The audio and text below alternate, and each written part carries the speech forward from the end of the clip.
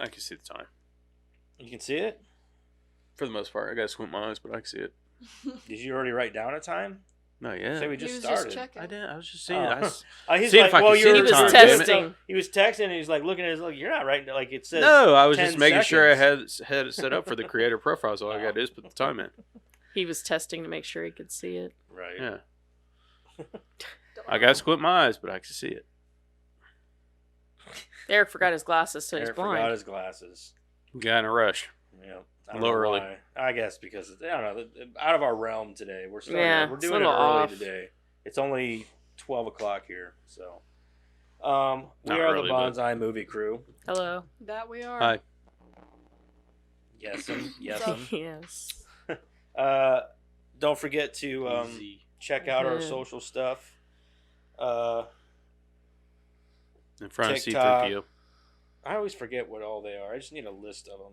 Instagram, It's, TikTok. pretty much everything. Yeah. There's TikTok, Instagram, YouTube, X. Spotify. X, Spotify, Apple. Did you say Podcast. Facebook already? Just about Facebook. anything that the podcast will be on. Just Right. Look this Just up. all that stuff. Just Google us. Besides Just Google us. Rumble? I'm gonna just put up Google from now on. Google. Google us. Yeah, just find us there. Anyway, let's get into our creator profile. So You the want me to movie read we it? did this week wasn't like there's nobody really in the movie. Neil that anybody- Marshall. You talking about Yeah. the director? Yeah. I thought about Dang it. it. I thought about it, and I was like, because the only movies he really has done is The Descent, Dog Soldiers, and what was the other one that I saw that he did that was popular? Doomsday. He did Doomsday, which is a personal favorite of Matt's. And I was like, yeah, we could do him. I was like, but really, what has he done lately? I don't know. He's just the most prolific person that I knew in the movie. Right, He was the yeah. director. Which Dog Soldiers is one of my favorite werewolf movies. Movie's fucking awesome. The name is dumb, but no. I did because of Christmas, and it seems like he's the Christmas guy, or has been since we were kids. Is Tim Allen? Oh, Slay. okay. I figured Takes me off it guard. was- me too. Well, Crystal's like, I was like, I don't know. She's like, why don't you just do Tim Allen? He's the Santa Claus. I was like, okay.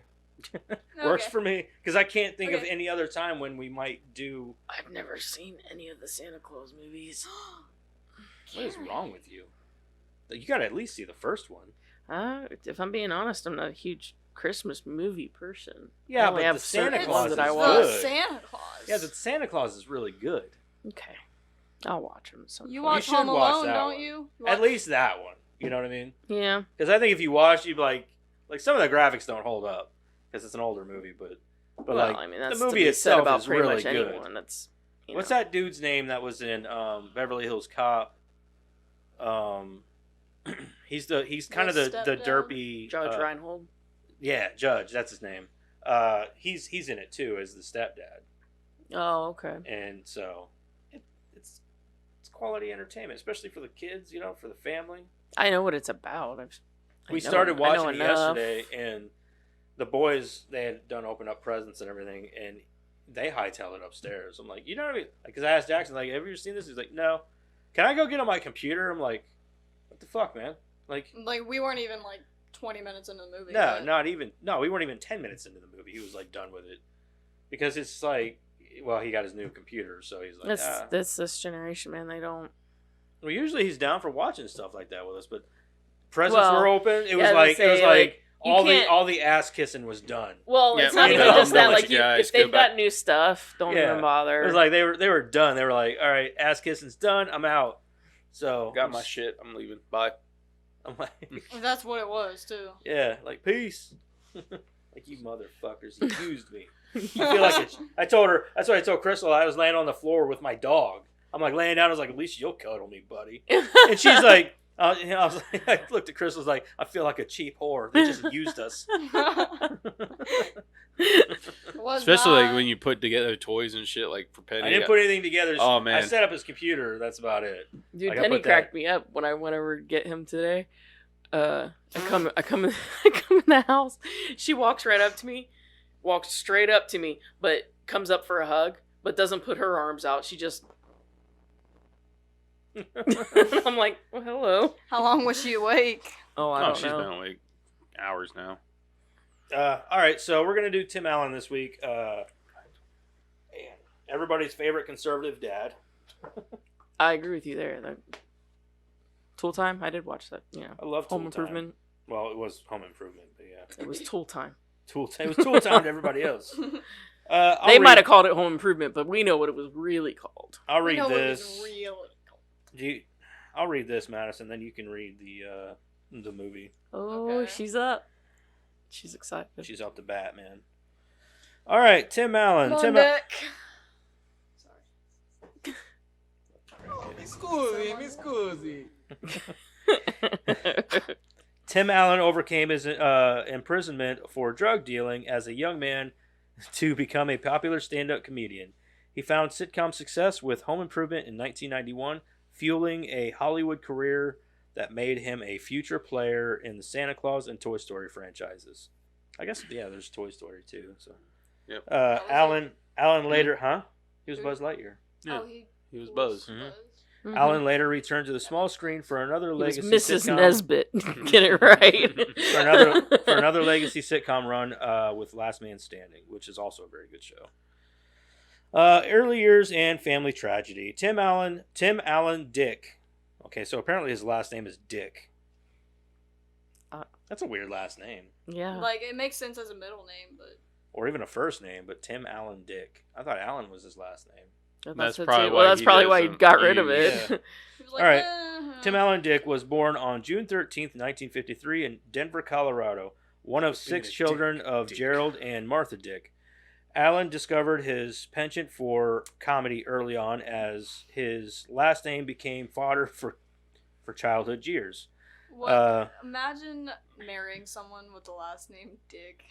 We have to change that. You're gonna take my last name. You're right. No. Like, no. imagine having a name that, like, falls victim to that, though. Mhm. Like, I don't know, like... Yeah, but that probably breeds the right. You know, like a lot of I mean, kids that have gotten like- bullied I as mean, kids, they come up As to a be. guy, though, when you get married, you might be like, no, we ain't changing my last name. You're taking the dick both ways. But a lot of kids that got imagine bullied. being like, if he marries somebody from like another country, sometimes the names are a little, you know, like imagine if her name was like, come get you. Like that could be a name from another country. Come get your dick. That'd be funnier and shit. But a lot of kids who get bullied as kids either grow up to be really good like comedians. Like they always they grow up to, you know what I mean? Yeah, because they Or got to put end their up in pain out prison. there. They're great at acting. Yeah. I mean, they put on a show for everybody that, you know. Unless they're crybabies. Yeah, it goes Eh. one of two ways. They either end up in jail or in acting. Uh-huh. It's true. Yeah, trauma, man, does some weird shit. All right. He often used his wit to deflect insults. In his formative years, Allen had an especially strong connection with his father, who instilled a love of all things automotive in his son. That says a lot. I love my father more than anything, Allen remembered. He was a tall, strong, funny, really engaging guy. I so enjoyed the company, his smell, sensibility, discipline, and sense of humor. All the fun stuff we did together. I couldn't wait for him to come home. In 1964, on his way home from a football game, Gerald was killed by a drunk driver. Makes sense. Allen was 11 years old. In the wake of the tragedy, Allen's mother moved the family to Detroit, Michigan. Several years later, she married her high school sweetheart, a successful businessman with strong... Okay, I'm going to get this word.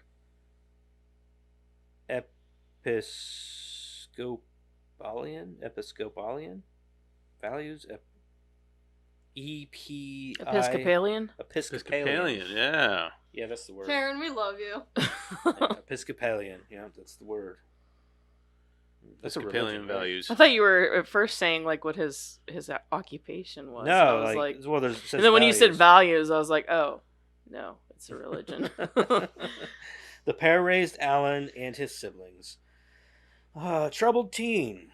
As a teenager, Alan was an indifferent student with a passion for shop class. After receiving his high school diploma, he attended Central Michigan University. Explains home improvement. Everything about like his childhood says like he just brought everything with that. Like from that into home his, improvement. Well, not even home improvement. Also, like just into all of his shows, into all of his shows and acting and everything. Yeah.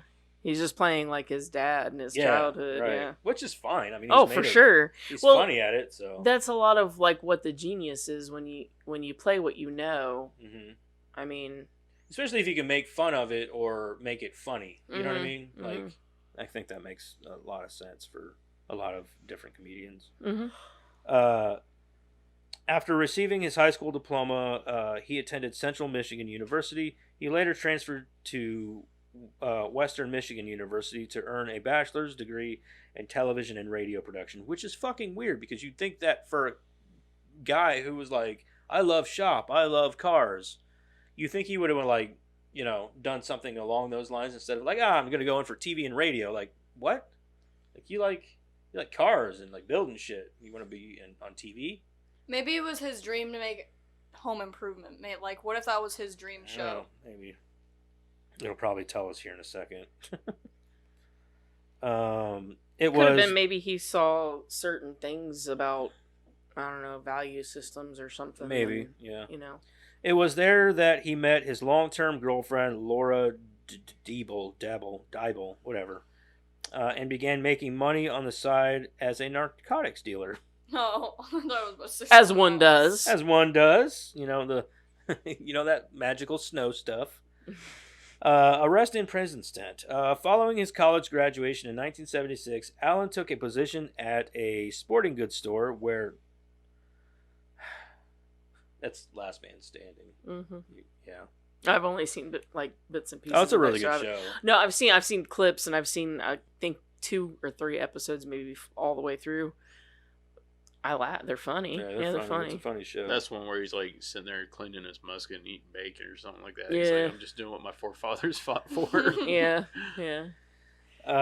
She's giving him shit because, you know, the grandkid could get the musket or whatever. And he's like, yeah. I'm sure he's going to, you know, get the gunpowder and, you know. There was also a scene where like his daughter got her first like his youngest daughter got her first boyfriend. And his youngest daughter is actually played by that girl from, damn it, what's that horror movie we just watched that didn't have any talking in it?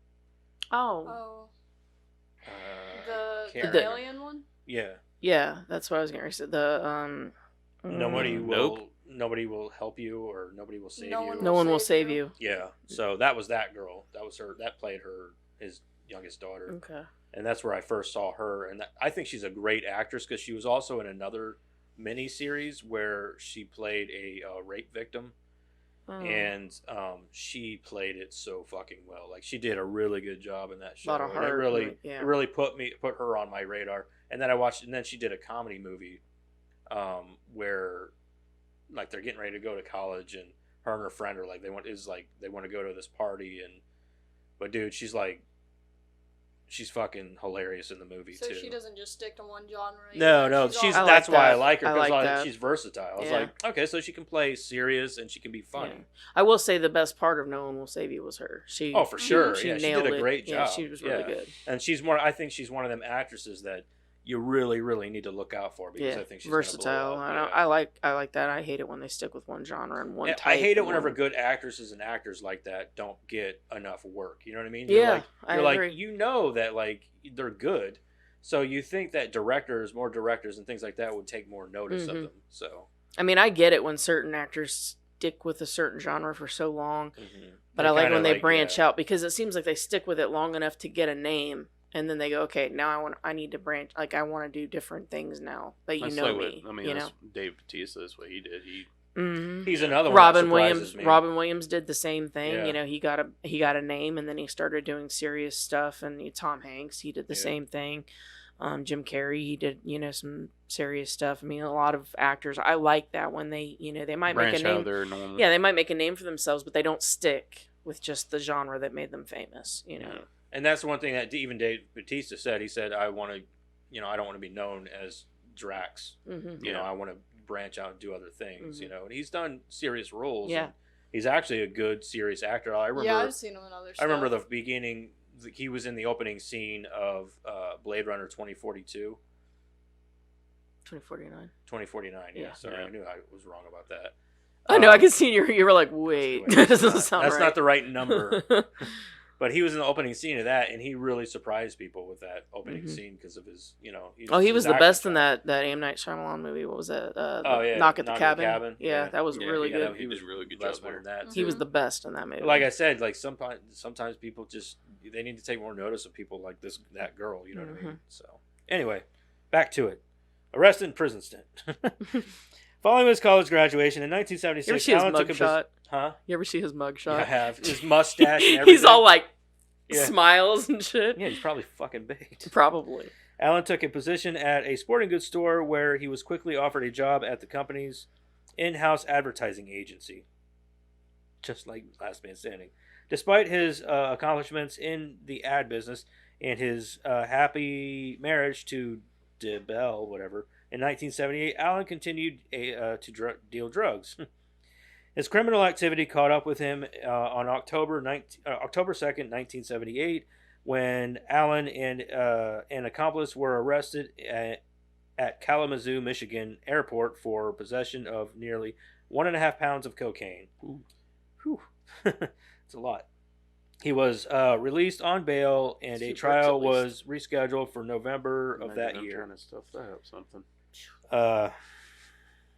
In that time before his sentencing, Allen tried his hand at stand-up comedy. He made a successful debut at Detroit's Comedy Castle, and a month later, on November 26, 1979, Allen made his court appearance. The comic received a reduced sentence after agreeing to testify against his partner and was given 8 years in federal prison. He ultimately served only 28 months at Sandstone Federal Correctional Institution. The time in prison seemed to whet his sense of humor. Wait. Is it WH? HET. It's wet. Wet. Yeah. That's weird. I've never heard of that. It's just a way of saying like it made it better. Okay. It's just It gave him comedy material grew. for Right. his comedy. Yeah, his So comedy it's the grew opposite of inside putting this. a damper on it. Yeah, it gave him more material to use for his comedy. I gotcha. Okay. It's just a weird. I've never Kind of like you ever heard it whet his appetite, wet his palate. wet his palate. Yeah, that kind of. It's Okay. yeah.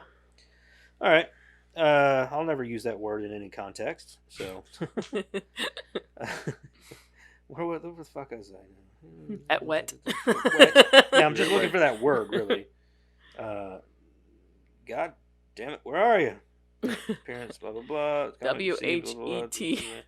At the time, prison seemed to whet his sense of humor, and Allen became known for his ability to wrench laughs from the toughest guards and prisoners alike. Stand-up success.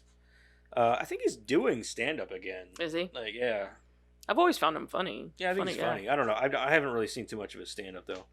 After his parole in 1981, Allen returned to Detroit, working at an ad agency. By day, he became a regular at the Comedy Castle in the evenings. It was there that he started honing his hyper-masculine persona. He also discovered his trademark call, 3-ape-like staccato grunts. Sure. Yeah. Yeah. Oh. That's Yeah, what it is. yeah, that's what it is. Yeah. I remember doing that as a kid. Mm-hmm. He also discovered his trademark. Oh yeah, I just said that. As his stand-up career gained momentum, he successfully ventured into the world of commercial acting, including appearances in several ads for Mr. Goodwrench. Amid the burgeoning acting career, burgeoning. God damn, why are there so many stupid words in this? Allen became a father. His daughter, Catherine, was born in 1989. By 1990, Allen's Men Are Pigs routine, which focused on the male love for hardware, was made into a Showtime television special. The segment caught the attention of Disney Studios chairman Jeffrey Katzenberg and Walt Disney CEO Michael Eisner, who offered Allen lead roles in upcoming small screen adaptations of Turner and Hooch and the Dead Poets Society. Allen turned down the roles and tenaciously fought for his material. Imagine him being Turner and Hooch instead of Tom Hanks. No, these were small screen. Small. So they they were would have been smaller like roles. TV sitcoms based on, or Turner and Hooch, but it would have been a sitcom. Oh, that's what it was. Yeah. Yeah. Yeah. They would have made like. He's probably like. Yeah, he wanted his own material. Yeah, I don't want to He wanted piggyback to off of another person's material. Yeah, he didn't want to. Yeah, piggyback. He wanted his own material to be center stage. Home Improvement star Allen eventually persuaded the studio to use his routine as the basis for his new sitcom Home Improvement. The show was to feature the comedian Tim Taylor, family man and star of a program called Two Time. Shortly before the show's 1991 debut, Allen made headlines when he revealed that he had served time in prison. His controversial admittance did not manage to affect the popularity of Home Improvement, which made the Nielsen top 10 list during its first season. By 1992, Allen had earned his first People's Choice Award for favorite male television performer. Can you imagine that, man? Like, there's not a lot of people in Hollywood that could say they've done like real jail time, especially before they got big. You know what I mean? Mm-hmm. Like, especially like drug charges. Mm-hmm. Like, he did his time. He did 2 years in prison and still managed to get out and make a fucking massive acting and comedy Like, you career. think It's everyone like would what turn Robbie him Downey away. Yeah, you Downey think. Jr. What's that? Robert Downey Jr. Yeah, but that Time was with during his. Yeah, that was. He acting. was already famous. He was already famous, though. And then, went down a bad path. Yeah, and he after wasn't he was dealing famous. drugs. He was just doing drugs. Yeah. So it's just weird because, like, especially for him to come out and admit that he had done prison time and things like that, and then for people to still be like, well, it's whatever, Yeah, like really he could have like him lost still. everything. Yeah, easily, but he took that chance just to be honest, and they were still like, no, we still love you. Yeah. Back then. Nowadays, on the other You hand. did prison time? Okay. Yeah. So. Back then probably wasn't that bad, but nowadays, I think you'd get fucking canceled. So. Well, yeah. Yeah. Everybody gets canceled for the littlest things nowadays.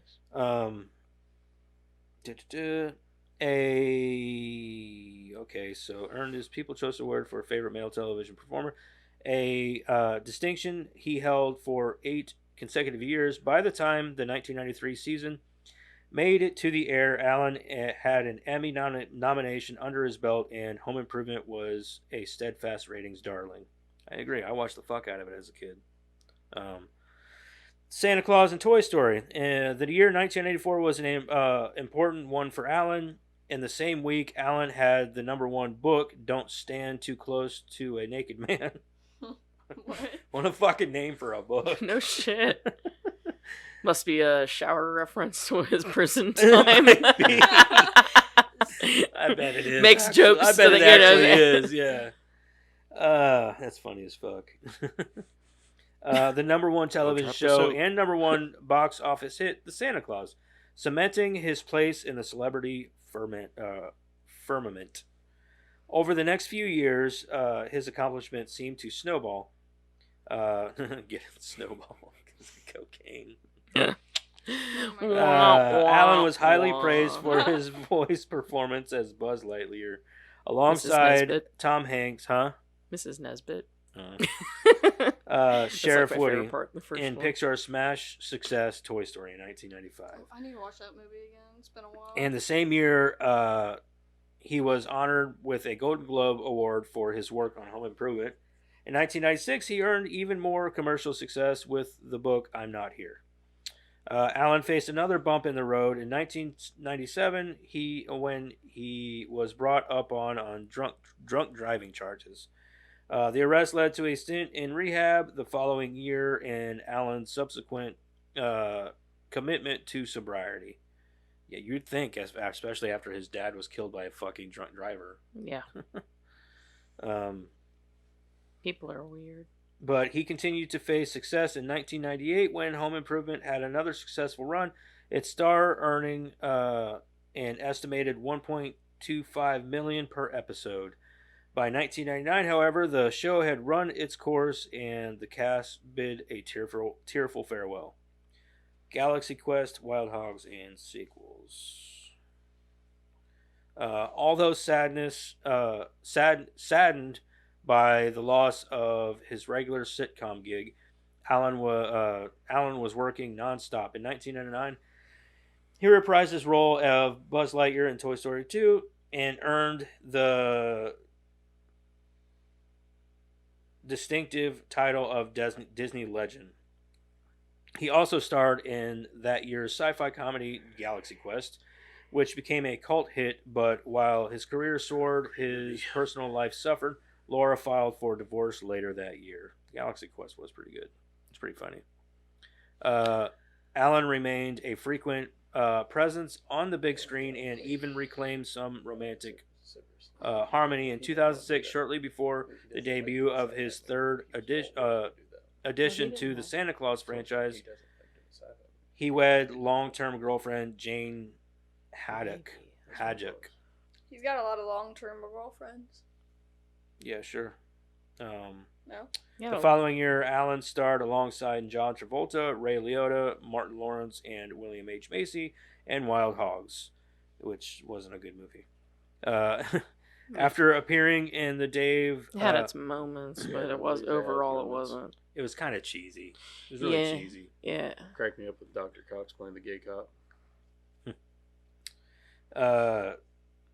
Okay. After appearing in the David Mamet helmed Red Belt in 2008 and in the Six Wives of Henry LaFay the following year, I've never even heard of these movies.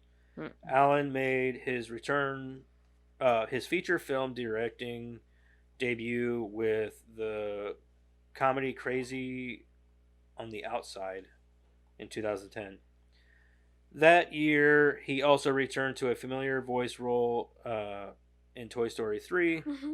Alan's film participation diminished by the second decade of the 21st century, though he suffered in smaller features like Three Geezers. I've never even heard of that either. Yeah. And El Camino Christmas in 2017. In 2019, he was back for one final run as Buzz Lightyear in Toy Story 4. I guarantee it won't be the last time. I'm sure they're going to make more. Yeah, I think they were talking about making a fifth one.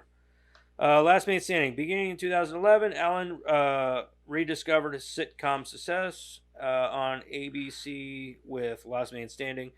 Drawing from elements of Alan's early career, the show features the funny man as Mike Baxter, director of marketing for an outdoor sporting goods store chain based in Colorado.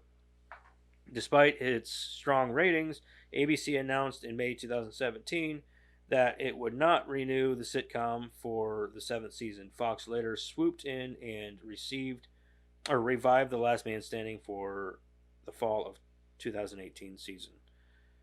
That's it. And the reason why they canceled that shit is because they didn't like what he had to say. It was too conservative, because there was one thing where he went on a rant about can't remember what it was. Cancel culture canceled that shit. It was something about cancel culture. It was him and his middle daughter in his office talking about cancel culture and this and that, and people got fucking butthurt about it.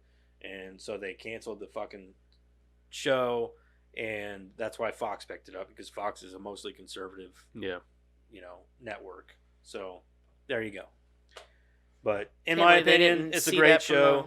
Synopsis. I mean, he didn't hold it back.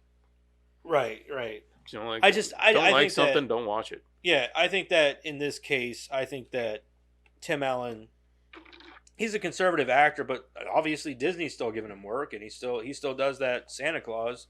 He does the show on Disney now. Hold on. Okay.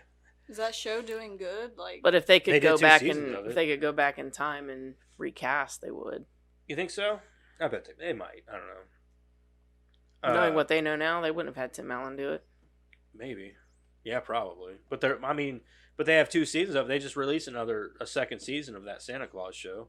It's just because it's too late. They can't cast somebody else to do it. I think and that they know it's that. it's just a money grab. I mean, either way, it doesn't matter. Like, conservative or not, I always liked his point of views as a father. And I'm not disagreeing. I'm not disagreeing with that at all. I'm just saying that Disney, especially in Last Man Standing, like he really puts his opinions out there. If Disney could recast it, they would. That's all. They probably would. Yeah. Anyway, favorite we'll go show and movies for this because he doesn't have a lot. Home Improvement, because that's the only one I watched consistently in Galaxy Quest. I was going to say between Galaxy Quest and Home Improvement. Shit. I'm going to have to go with Home Improvement. It's the main thing I've always really been into with it. Man, I really like Home Improvement. I like that show, but I'm going to go with Last Man Standing. I really like that show. I didn't watch it consistently. I haven't gotten the chance to really sit down and watch it yet. I really like that show. He does great in that show, and I think that the actresses and everything in that show are great. But also, like, that's sitcom-wise, but, like, movie-wise, I'm going to say, like, probably Galaxy Quest. Yeah. That's just a funny-ass movie. I love that movie. And you get to see, like, Sigourney Weaver's cleavage, which is nice. She's pretty hot in that movie. Oh, yeah. For some reason. Don't ask me why. I don't know why. She keeps repeating the computer and, like, you have to do that. And she's like, it's my one job. Yeah. It's just a really good movie. And it's a stat cast. Yeah, I love it. Very stat cast. Yeah, me and Karen were talking. I grabbed Thar's hammer. I will avenge you. Yeah, me and Karen were talking about, Severus Snape. It's Alan Rickman. Yeah, Alan Rickman. Alan Rickman. He doesn't never really enjoyed doing sci-fi movies, but he wanted to do Galaxy Quest. Yeah, he said he really enjoyed doing that movie. So. Yeah. And Hitchhiker's Guide. Yeah, and Hitchhiker's Guide. Makes sense. Yeah, you haven't seen a lot of Tim Allen stuff. I've seen Home Improvement and Last Man Standing. I just really like Toy Story. I liked him in the Santa Claus though too. He's really good, especially the first one. Like they kind of like the second one ain't bad, but like after that it's just like, all right, this is fucking retarded. Like the third one was dumb as fuck. Wasn't it about the Jack Frost man? Yeah, it was dumb. Yeah. Just like I don't understand like these cancel culture aspects on canceling actors and stuff just because their political views. I mean, because they offend people, they get that'd be just like me or you hiring or firing somebody because of their political views. That's my cameras. Oh. I mean, if they did the same thing with like labor, factory works and like that, there'd be nobody working. Yeah. I mean, I don't understand. I don't get it because they do a good Hollywood job of what they and do. Everybody has a certain agenda that need to make people think a certain way, and it's just if they do a good job of what they're doing, leave them be. I mean, now this is why you don't get the quality movies that you used to get back in the day. Well, back in the day, people had that very live and let live attitude. Now everybody's got to be up in everybody's business. I mean, if somebody was like a raper, for everybody. If somebody was a raper or murderer or something like that, then fuck them, cancel them, get them the fuck out of here. Right. But just because of their political views, grow up. Yeah, it is what it is, man. There ain't nothing we can fucking do about it unless they're listening to our podcast. I doubt it though. Anyway, let's move on. Let's see here. What's everybody been watching? What the hell have you been watching? What's everybody watch this week? Let's start with Eric. Okay, so let me get into this. Let him try and read first. I got it. Have you guys watched that Brotherhood of the Wolf? What? It's a French movie, but it's in English. No. I would not recommend it. It's a very long, like Renaissance movie. Like they have to go try and hunt down this beast. It's supposed to be like a werewolf, but it's like but it's like a lion with like armor and shit all over it. I think I've heard of it. It's very long, and I couldn't really get into it. So I tried watching that movie. Then I watched Expendables 4. Watched Expendables 4. I heard that was bad. It was definitely not as good as the other ones. I guess they thought just by making it R and like throwing in all this violence. Sylvester Stallone's only in it for a certain amount of time. That's what I heard. He was it was supposed to be like his way of like handing the reins off to Jason Statham, and kind of what it was about. Which makes no fucking sense to me. Just it's done. Be done. Yeah. I mean, they're kind of burying it in the ground. Like the beginning of the Expendables was basically for like a charitable organization. That's well. Then it was also to like put all your favorite 80s action heroes in one movie and make you it knew what you over were the getting top. into. It was, Yeah. it was a fun. We all knew it was going to be an there was not. over-the-top It's not supposed to be action plot movie. heavy or anything. Like so. It was just supposed to be fun and enjoyable. Which I think Sylvester Stallone's getting pretty close to being done in general with everything. Yeah, I think he's at that. That's kind of probably why he wasn't in Expendables 4 Well, very much. I think yeah. Well, that and he also they asked him if he would ever come back to do another Rambo, and he's like, I can't see myself doing it. He's like, reboot it, do a prequel, whatever you want to do. He goes, I don't really. Yeah, I mean, imagine how much it takes out of him to do He's that old, stuff. man. Yeah, I didn't like the last Rambo anyway. Like it was okay, but like the ending was just like, why? Why isn't he dead? Like just like he should go out. That'd be the like very- making the another ending of the Home Alone movie- with Macaulay Culkin at his age, and saying like, "Oh, we left Kevin home alone." He's like 40. Well, I mean, I mean, like, okay, Yeah. you know what I'm the- saying? Like, hey, what's so actiony about he's like having 40. an I think he'll be 80-year-old okay. play wasn't the Rambo? ending? You know, Right. Wasn't the ending of the last one where he's like walking back to his home house? No, that was Rambo 4. Why didn't they just end it with that? He just. I made thought it that home was and great left, too, and then they just did leave it Rambo be. 5, and I'm like, why? Oh yeah, because they did it where they came back to his farmhouse. Yeah, they came to his farm or whatever and attacked him there. Yeah, they should have I just don't know what stopped. Rambo It was right? like the Mexican cartel or some Yeah. shit. I've seen the first one. Don't get me Oh, wrong. Like the they're first good. one, the second one are good. The third one was kind I of like dumb. the first one. The first one was amazing, and then Rambo 4 was really good. It was good. Like it was violent. It was fun. I've read what the other ones are about, and I think I'm just gonna stop at the first one because I really, really like the first one. I think and you I like think the that- fourth one. I think that like what the second one was Yeah, about. the fourth and all that, one it's was like kinda it came back. It took him Around. back Full circle home. and- Yeah, the fifth one was just kind of garbage. That's how they should end it. Just he got home, he was done. yeah. Then I watched Trolls 3 for probably the 100th time each day because of my daughter. Oh, she likes it a lot. Oh, it's on repeat.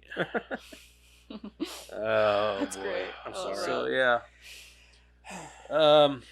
Then I watched, just because the hell of it, I watched X-Men Apocalypse. I'm sorry. Yeah. You just all about watching some shitty movies, dude. Hey, some were. I mean, no, I can't say there were any of these. No, were none good. of them were No. good. All your movies sucked ass. And that troll, I then- like that Trolls movie. Come on, man. Yeah, It's maybe it's once. okay for like the first once or twice you've watched it through, but when it's like on repeat, you're like yeah. you're drooling from the mouth because your brain is just melting at that point. I used to watch the first Trolls movie all the time, so I can't say nothing. Well, I mean, I yeah. remember my niece Mia used to be obsessed with like Finding Nemo. Every day, all the time, Finding Nemo. I'm like, oh my god! And this is, I this has been hated that 20 movie some when I years was a ago, kid. and I'm just like, dude, we can't. Do we have to? I See, mean, my it's at mom the used point to where I'm watching complain things on my because I watched phone while she's Ghostbusters watching on repeat. that. At least that one was cool. I liked Finding Nemo, but she like beat it into the ground. Like I Yeah. didn't like that movie when I was a kid. I didn't like she watching loved it. She was obsessed with that fucking movie. And then I I liked watched. Finding. Sorry. Oh no, you're fine. Then I watched Home Alone 2. That was Oh well, Right. there's one good one. at least one. You have to I watch ended off that. with a good note. Jesus. That's why I said I ended with a good note. All right. Well, Karen, what'd you watch? But yeah, if you see that Brotherhood of the Wolf, I mean, it's I probably won't watch it. I'll be honest. you start watching, and you're like, okay, this is gonna be kind of interesting. You're just sitting there, and it just gets a lot boring because there's just so much fucking talking. So, yeah. He's like, So I was much- not impressed. They talk too damn much. They talk too fucking much. It's based on like the Revolutionary Renaissance kind of time, not Renaissance, Yeah. but Revolutionary time. We continued watching Family Guy. We watched Beverly Hills Cop 3, Silent Night, The Meg 1 and 2. I finally got around to that. What'd you think of the second one? I like the first one better. Really? I thought the over the top shit at the end of the second one was great. It didn't fit. It felt like I know, that's why I felt liked it. no. It felt like 3 different movies going on at once. Yeah. Like you'd forget. Like I would forget that I was watching a movie about a shark because they would go to this other part because they weren't happening on Meg the 2. same screen. You know what I mean? Like if it was happening together, that would have been fun. But instead you've got the shark stuff happening over here and then Jurassic Park over here. And you'd forget about each of them happening. So like this guy's fighting the fucking Jurassic Park over here, and then he'd go back to the shark and you're like, oh yeah, we are watching a shark movie. And I didn't care told for it. you about the dinosaurs, and it just made. I didn't care for it. And the other thing that really, really bothered me, this bothered me probably more than the several movies happening at once. He already had established friends from the first one, the Indian guy especially, right? Yeah. But no, they tried to shoehorn his best friend being the new Asian guy, which was his girlfriend's brother from the first one, which we never met before. But all of a sudden, they're best friends. Oh, yeah. Like, why do you have to shoehorn a new friendship into this second one where they're like... I think you're overthinking the movie too much. It just bugged me. Like, he's already got a great friend. Yeah. Just make him his best friend. Just throw the Asian guy can be the Indian guy role here. Like, just, why do you got to shoehorn a friendship in there that doesn't matter? I didn't even think about it. I didn't care, honestly. It bothered the shit out of me. I was down for seeing some Meg and some like dinosaur things. It seemed so fake. And then an octopus or whatever. It just seemed fake. It seemed shoehorned and fake. Yeah. To me. It was like, why is that relationship? It is a Jason Statham movie. It just seemed stupid and fake. Sharks. It just seemed fake. It seemed stupid. Gigantic sharks. On top of everything else, it was like, why? Just why, I guess. Bugged the shit out of me. Bugged me more than all of the other stuff. Because I would expect the other stuff. But at least in the first one, the relationship seemed genuine. You know, the relationships between the humans were genuine. And it was nice. Like, the way that they interacted was cool. Like, I liked that.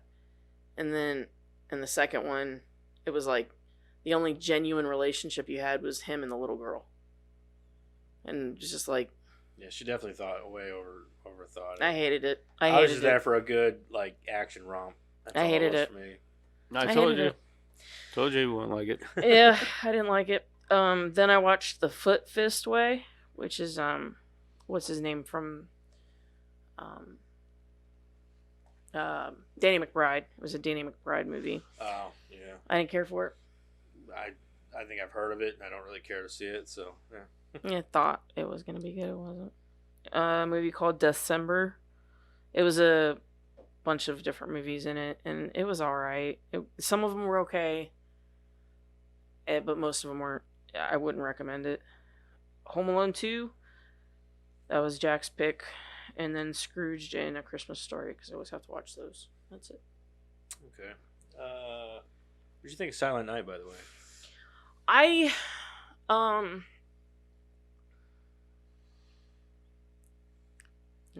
No? Okay. Madison? Okay, so I watched Fellowship of the Rings again, I'm not gonna lie. And then we... Not gonna lie. And then we watched Home Alone, the first one.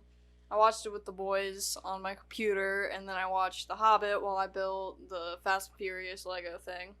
And then I watched Frosty the Snowman, like the 25-minute one. We watched that with the boys. And then we watched Alvin and the Chipmunk with the boys. Chipmunks, the first one, because that's technically a Christmas movie, the first half of it. And then we watched Elf. Okay. I watched that with Ada, because Ada wanted to watch it. Didn't get around to Elf. Meant to. Never got around to it. I watched a bunch. I actually watched some shit this week, too. I actually had to write it all down so I can remember. That's what I just had to do. I had to write it down. Alright, here. Let's see here. I watched, we watched The Santa Claus last night. Which, huh? I said that too. Yeah, you watched it with us. I watched Silent Night, which you're right, I didn't really... It was boring. It was kind of boring. It was boring for a lot of the movie. Yeah, I think you told me not to watch it. I didn't tell you not to. I just said it. I wouldn't like recommend everybody kept saying it was John Wick for Christmas. It wasn't. It wasn't though. It really wasn't. Like it was just this really, really sad. It was very sad, especially at the beginning. And then like they tried to like take some artistic. Here's where I really got confused. Okay, I don't know. Maybe I'm crazy. They needed. There was no talking in this entire movie. Yeah, very little to none. But like if you're in that same situation as him and his wife, okay, and he's in the hospital for that fucking long and almost died. Right. would you not go home and take down all of that shit and put it away so that he doesn't have to relive the worst fucking day of his life when he fucking comes home? She didn't do anything to the house or anything. No, and then she gets upset with him. Well, and then another thing that really bothered me was like, so she wouldn't go out of her way. Like, he's not deaf. You can talk to him. Yeah. She doesn't talk to him, though. She just texts him. He'll be in the next room and she texts him. Yeah. And I'm like, he can text back, sure, but like, why can't you just talk to him? Yeah. But she give gets him a pad and paper. But she gets upset with him because he comes home and he's upset. Bitch, you didn't take down any of the fucking decorations and make it like easy for him to come home. It was a really weird thing. I didn't care for it overall. Overall, like, whenever the action finally kicked in, even that was kind of like bumbling a little bit. You know what I mean? Like, it wasn't like good. The only thing I will say I liked about it was a little bit of that bumbling, just because it showed it's realistic. Yes, it's realistic. It was a normal guy who just said, "Fuck this, I'm gonna take care of business." That I liked to an extent. I don't think that they did it right, but I get that it's supposed to be realistic. Yeah. But overall, no, didn't care for it. Yeah, I think, and Joel Kinnaman or whatever his name is, he's a great actor, man. Yes. He does great. He's a good actor. He was the best part of it. Well, the sad part is like he gets stuck in a lot of these shitty roles where he just gets the shaft, man. Yeah. And I felt bad for him because I'm like, dude, this dude is a quality actor. And for a John Woo movie, like I was expecting a lot more. No like, shit. Even like some of he's usually really good with action. Some of the stuff that like was going on in the movie, I'm thinking like, I feel like this could have been filmed so much better, you know? And yeah. I kept thinking that like when they go back, because you know they're always going to go back and show you what happened. I kept thinking when they went back and showed what happened, it would explain the wife's actions, like why she didn't take anything down, or like why, you know what I mean? And like when they went back, I'm like, no, I still don't get it. Why did she make him relive all of that? Like, why did he have to come home and see all of that? I feel like this was kind of a slap together script and things like that. But like, because fuck him, that's why. I know Kid Cudi's character, like they made him in particular. They made him almost seem useless. Yeah, no shit. Like the cop, he was almost useless. Yeah, and I feel bad because like I love Kid Cudi. Like he showed up just long enough to get shot. Yeah, I mean, he killed the one girl or whatever, and that's about it. Mm-hmm. Like. That's about it. Yeah, it was not a good movie. Just I wasn't. It's not one. That it was like it started to be a good movie, and then they would go, "No, we're not going to make it a good movie," and they would veer off, and then they would start. It took like 45 minutes to an hour for anything to actually happen. Because it shows like the depression and like his like mental state, and then like his training stuff and all this and that. I'm like, you guys are really dragging this out. Yeah. And then it was like when you would think it would start to go in the right direction, they'd veer off again. And then they'd start in the right direction, they'd veer off. Yeah, it seemed like, oh, this is where the action's going to start. No, not yet. Yeah. You think, oh, they're going to finally get it. It's not a It's like they were in a boardroom and like the person would be like, okay, this is the right direction. Yeah. And there's always that one guy, no, we're not going to go in the right direction. But when shit does go down, it is fun to watch. It is. So for like the last 10 minutes, maybe. Yeah. They're trying to go through like the map, right? You got the person that's on the map and it's like, you go this way, right? And the person's like, no, we're going to take a shortcut, but we're going to get more lost going that way. I think that I wouldn't. It's not a heavy recommend for me. If you want to check it out, check it out. But like, girl from Descent that throws away the book. Yeah, she's it's the Juno of movies. Yeah. Also watched. We watched John Wick at my mom's while we had Christmas dinner because. Why not? That's a very Christmas. Well, Jackson's like, I want to watch John Wick. I want to watch John Wick. I was like, well, Grandma has John Wick because we have John Wick. But I was like. They want to watch. I was like, well, we got to go over to Grandma's. Like, well, do they have John Wick? Like, they do have John Wick. So watch it over there. So we watched John Wick. Which, I watched that movie and I'm like, this movie is so great. It is like one of the best action movies of all time. I got to say, like, I love John Wick, man. That movie is so fucking good. Watch more of The Haunting of Hill House. I've got like 3 or 4 episodes left, I think. So we're getting into it, and I will say I do like the characters in this show more. I like the development of them more than I did with Fallout House of Usher. Mm-hmm. So because I started out, you see a family there. Yeah. I saw a lot of a lot of problems here. So the lesbian girl, I didn't like her at first, and then I liked her because she put the pet her ass behind bars. But now I just got through an episode where I'm like, I don't like you anymore. you're a bitch. You go through good. these ups and downs with the characters and stuff. A lot of them, yeah. The only one that I've consistently liked is the dad, so far anyway. I don't know if something might come up about him. The mom, and the drug addict. Even the drug addict brother was like, you're like, he could be a shitty, but he's just an addict. Like, he's doing what addicts do. I remember, he's not, but he tries to help. I remember liking the dad, and of course the young sister that dies. Yeah, I remember liking the dad. I remember liking the young sister.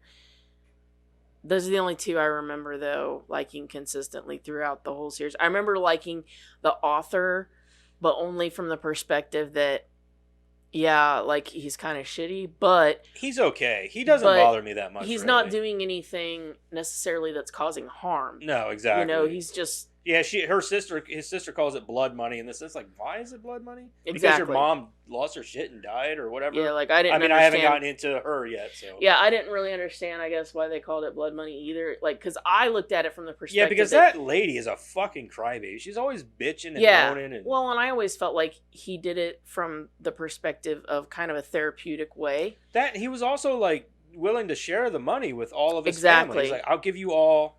Yeah. Like percentages, like of all the royalties and everything. At first, he did it as a therapeutic way, and then he was like, "Why not make money from it?" I mean, you know what I mean? Like, I'm not trying to say it was exactly clean what he did, but it's not exactly wrong either. Right. I guess. Yeah. He took some liberties with it. And that, but, he made money off of you guys' trauma. Make some money off of it. Yeah, I didn't hate the author guy, I guess is what I'm saying. I didn't hate him either. I didn't really think that he was as awful as they tried to say he was, I guess. Right. But also, I watched Thanksgiving.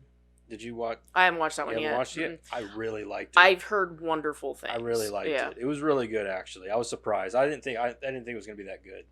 And at first, like, after I watched it, I was like, yeah, it was okay. But the more I've thought about it, I'm like, man, that movie was... I have heard wonderful things. I can't wait to watch it. So I guessed the killer.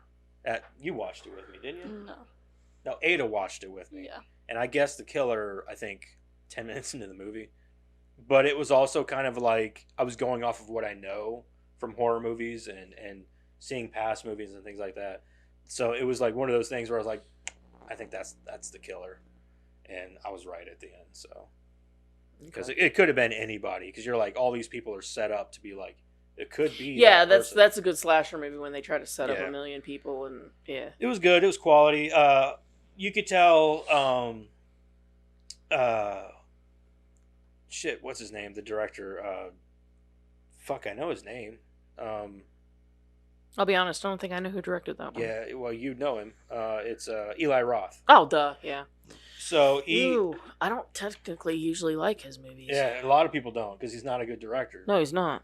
But this movie is good. Okay, good. So, like, everybody said, they're like, wow, this is surprising from Eli Roth. Yeah, because I usually do not like Eli Roth's movies. You can tell he definitely holds back. I like him as an actor. He's a good actor. Yeah. So, but like, I usually don't like his movies. He definitely holds back in, like, the gore, especially. Like, it is gory in some areas. Which is surprising, because usually that's the only good thing about his movies. Well, in this, like, it's gory when it needs to be gory. Instead of going over the top with it, like he likes to do. Yeah, he usually does. So, it's really good, though. I'll give it a lot of credit. And this is definitely a good Thanksgiving horror movie. Okay. It's definitely something I'll watch next year for Thanksgiving. Okay. And then last but not least, going full circle with that writer dude, I watched Rebel Moon on Netflix. Okay. Have you watched it yet? Not yet. Dude, I don't care what anybody says, the critics or anybody, that movie was fucking badass. Okay. It was directed by Zack Snyder. Yeah. Yeah, I definitely recommend. I don't care what anybody says. They're like being pretty harsh on the movie. Like, they're like, oh, there's no character development. Well, yeah, it's a 2-part movie. So, this one's like 2 hours and like 15 minutes long, and the second one is called. This one's called A Child of Fire, and the next one's called. I don't remember what the next one's called actually.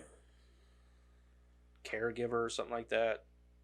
I don't remember. Either way, but like, it's a really good fucking movie. Like, especially if you're into Zack Snyder's like style of directing, his slow, like, just cinematic, like, great shots and like all the like, it's a fantastic looking movie.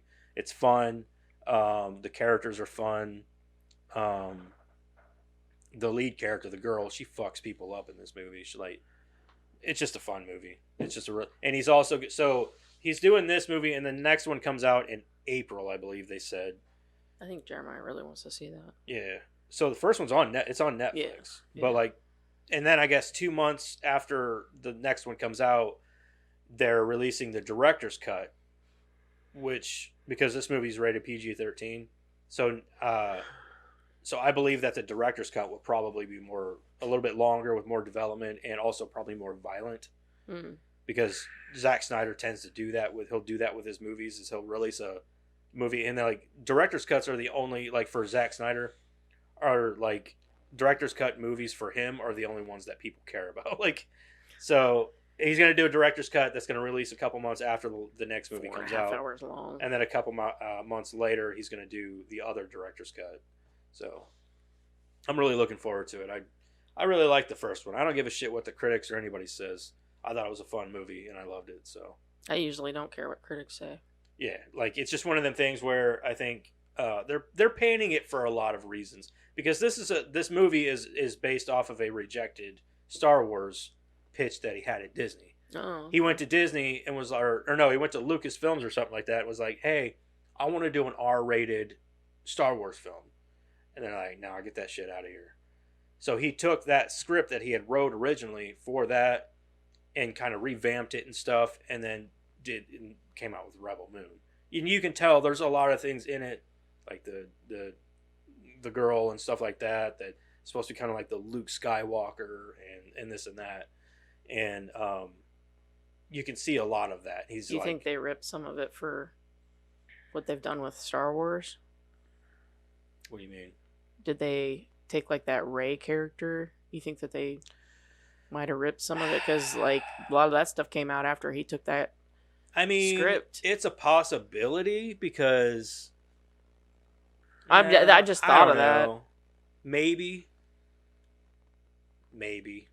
I'm just curious. I don't know. It could be. You would know better than me. I don't know. There are some similarities there, but like I think he probably changed the script so much that it would be unrecognizable if it was Star Wars. If it was yeah.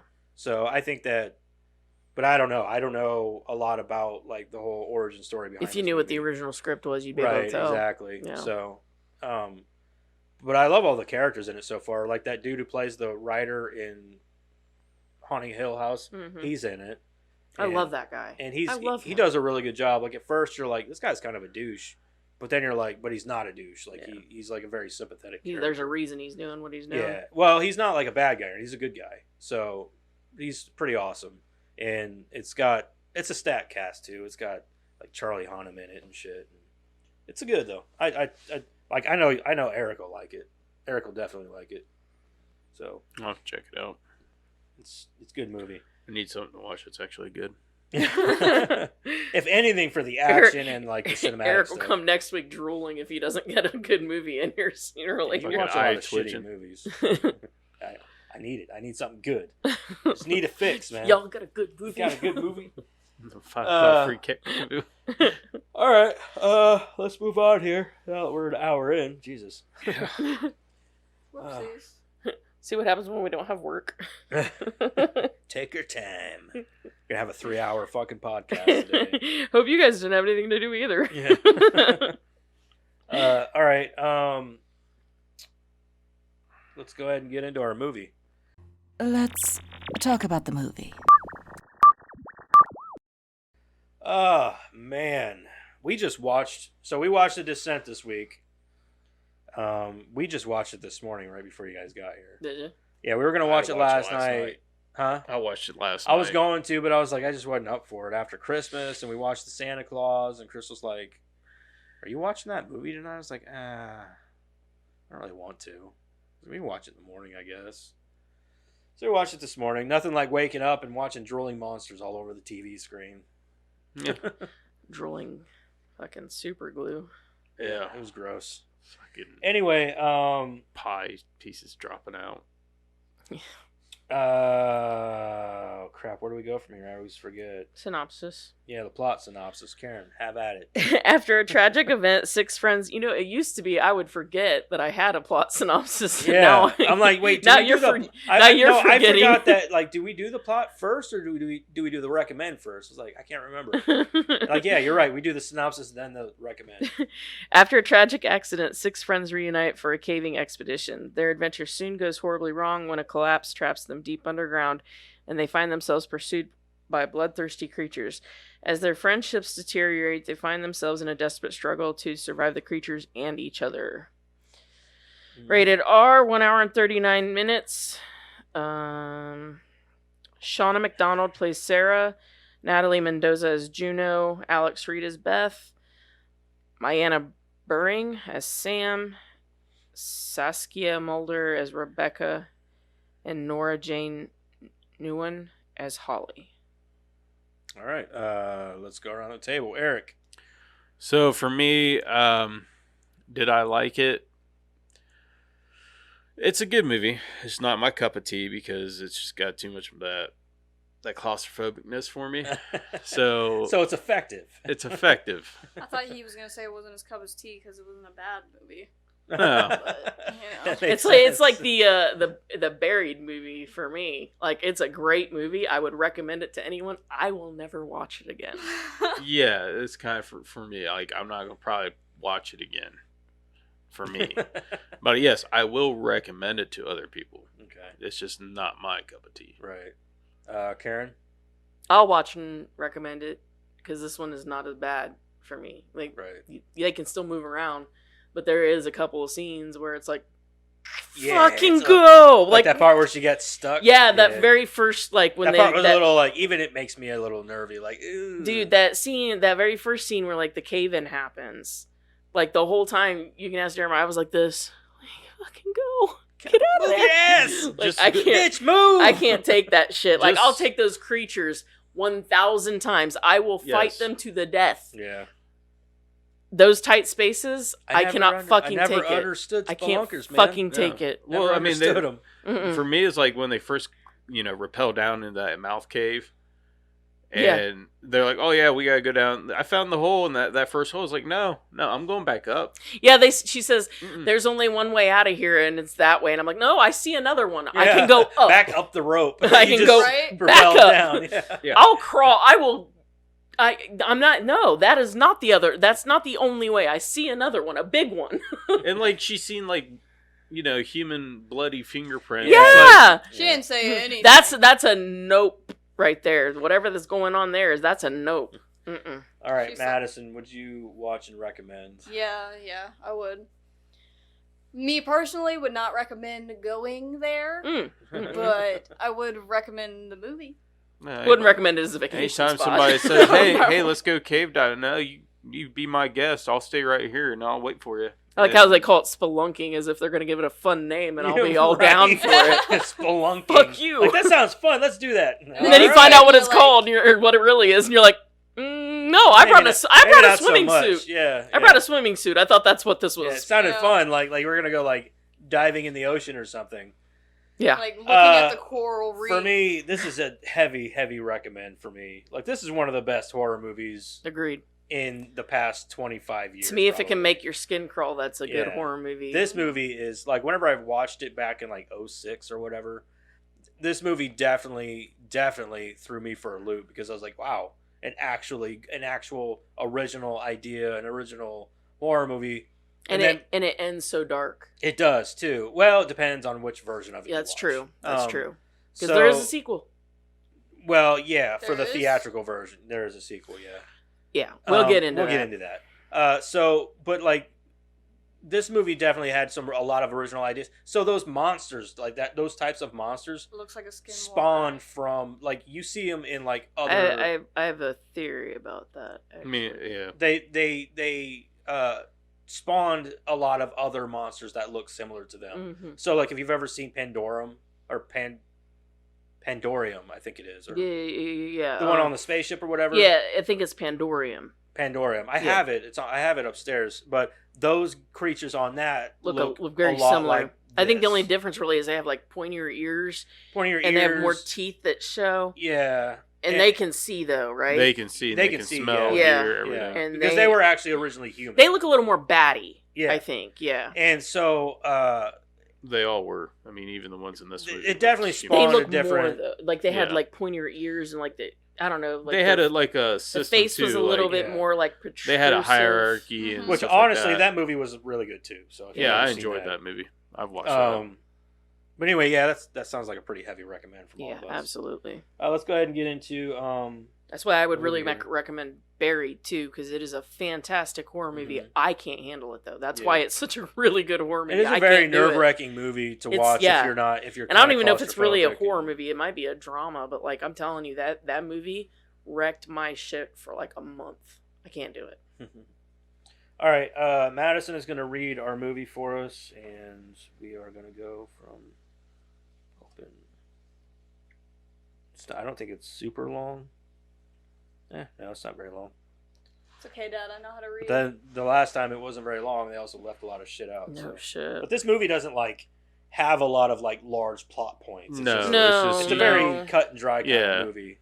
So, Juno, Sarah, and Beth are whitewater rafting in Scotland. Sarah's husband, Paul, and their daughter, Jessica, wave and cheer from the bank.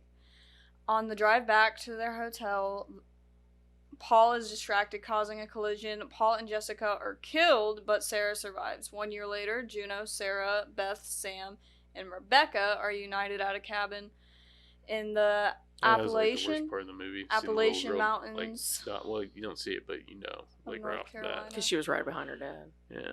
What? He said that was the worst part of the movie, knowing what happened to that little Madison girl. didn't even catch it because she goes.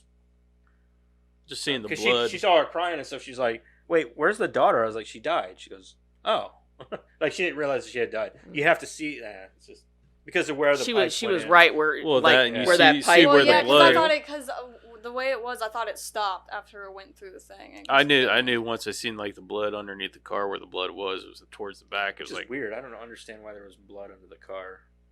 I saw that too. Yeah, I didn't get that quite either. But just trying to show you I think it was just their way of showing you that the daughter got it too, without having to show you. I was like, I agree, but I don't see it as plenty of kids blood. Die in it's not very realistic. So How is it going to leak out of the body? As a parent, when you I'm see a kid die, transmission fluid. Yeah, because transmission fluid's kind of got that. Yeah, it's got the red tint to it. It's true. I'm calling it transmission fluid. Yeah, it leaked all the way back there. I mean, they could.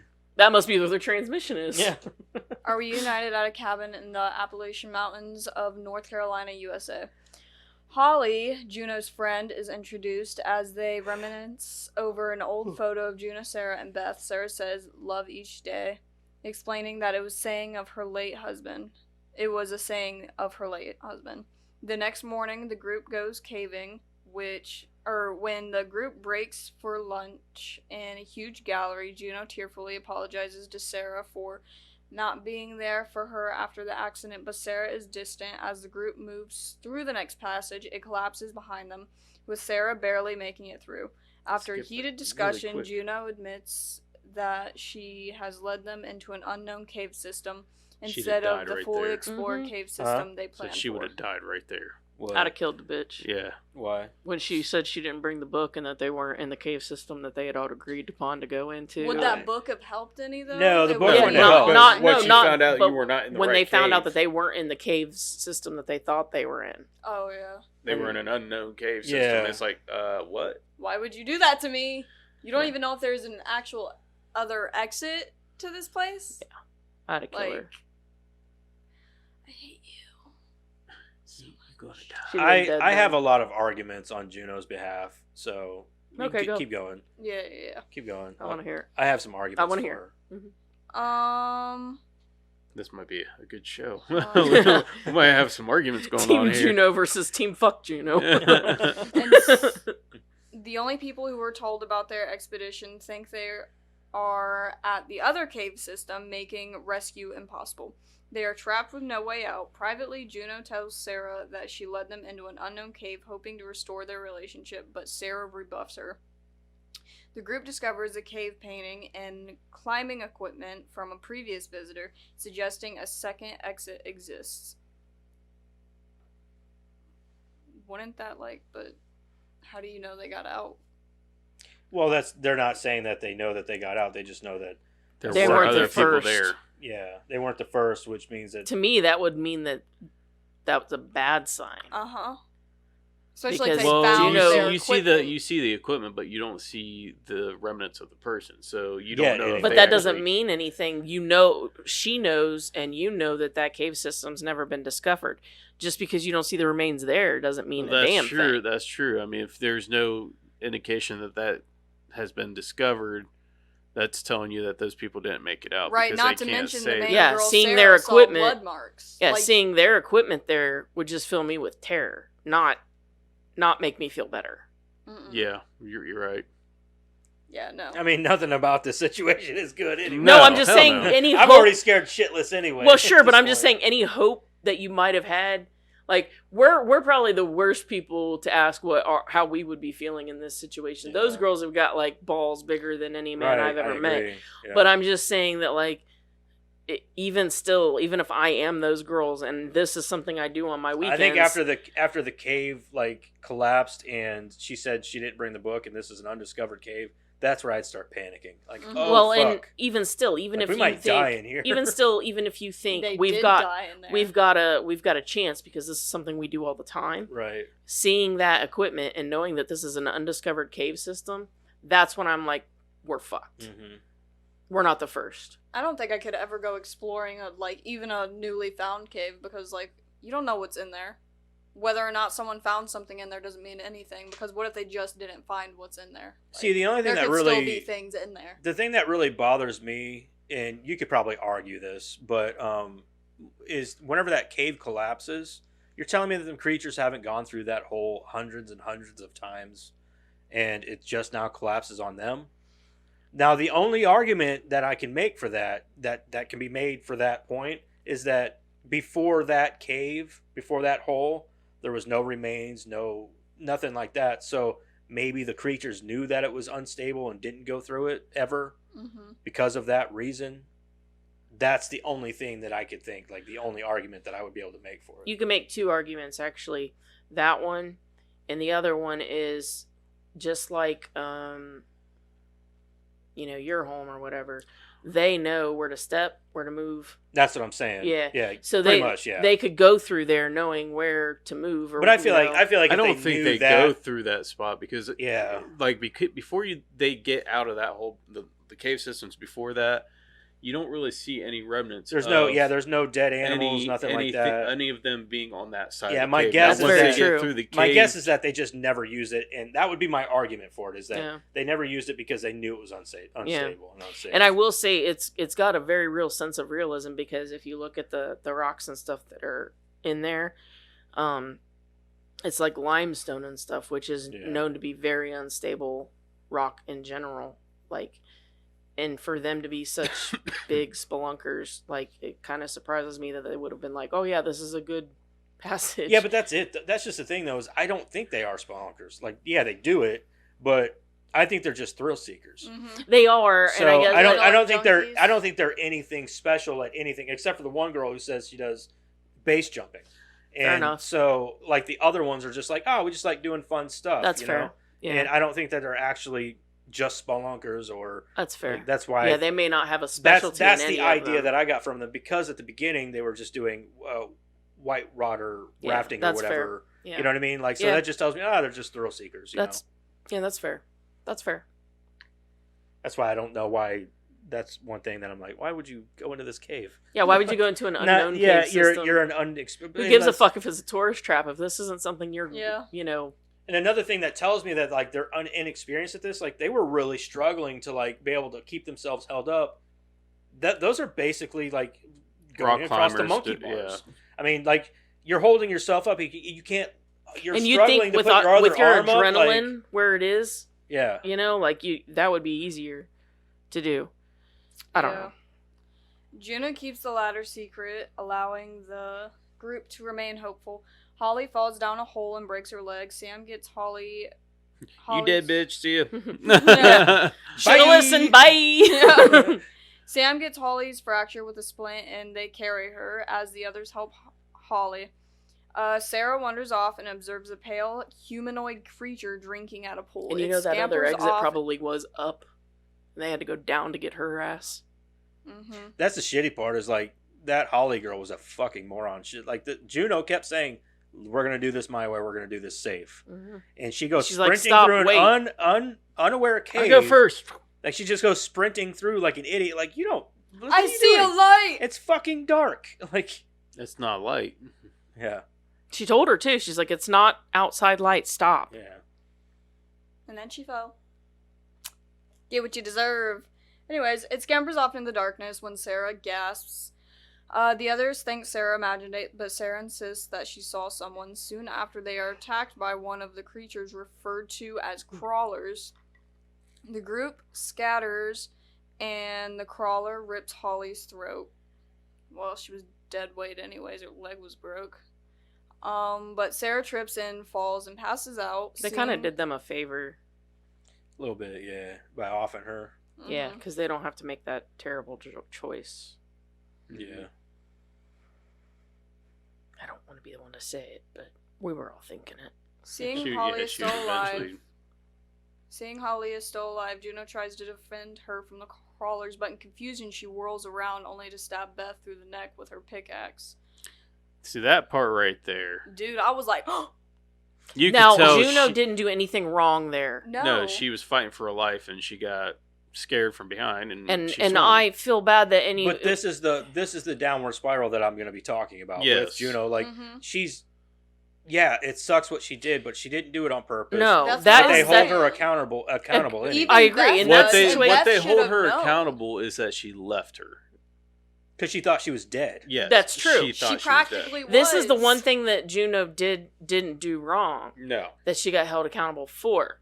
Now, it's sort of like, the boy who cried wolf, though. Right. You tell a lie so many times, and the one time you don't. It's hard to believe. But I think in her defense, I think the reason why she would tell that lie is so that there wouldn't be any.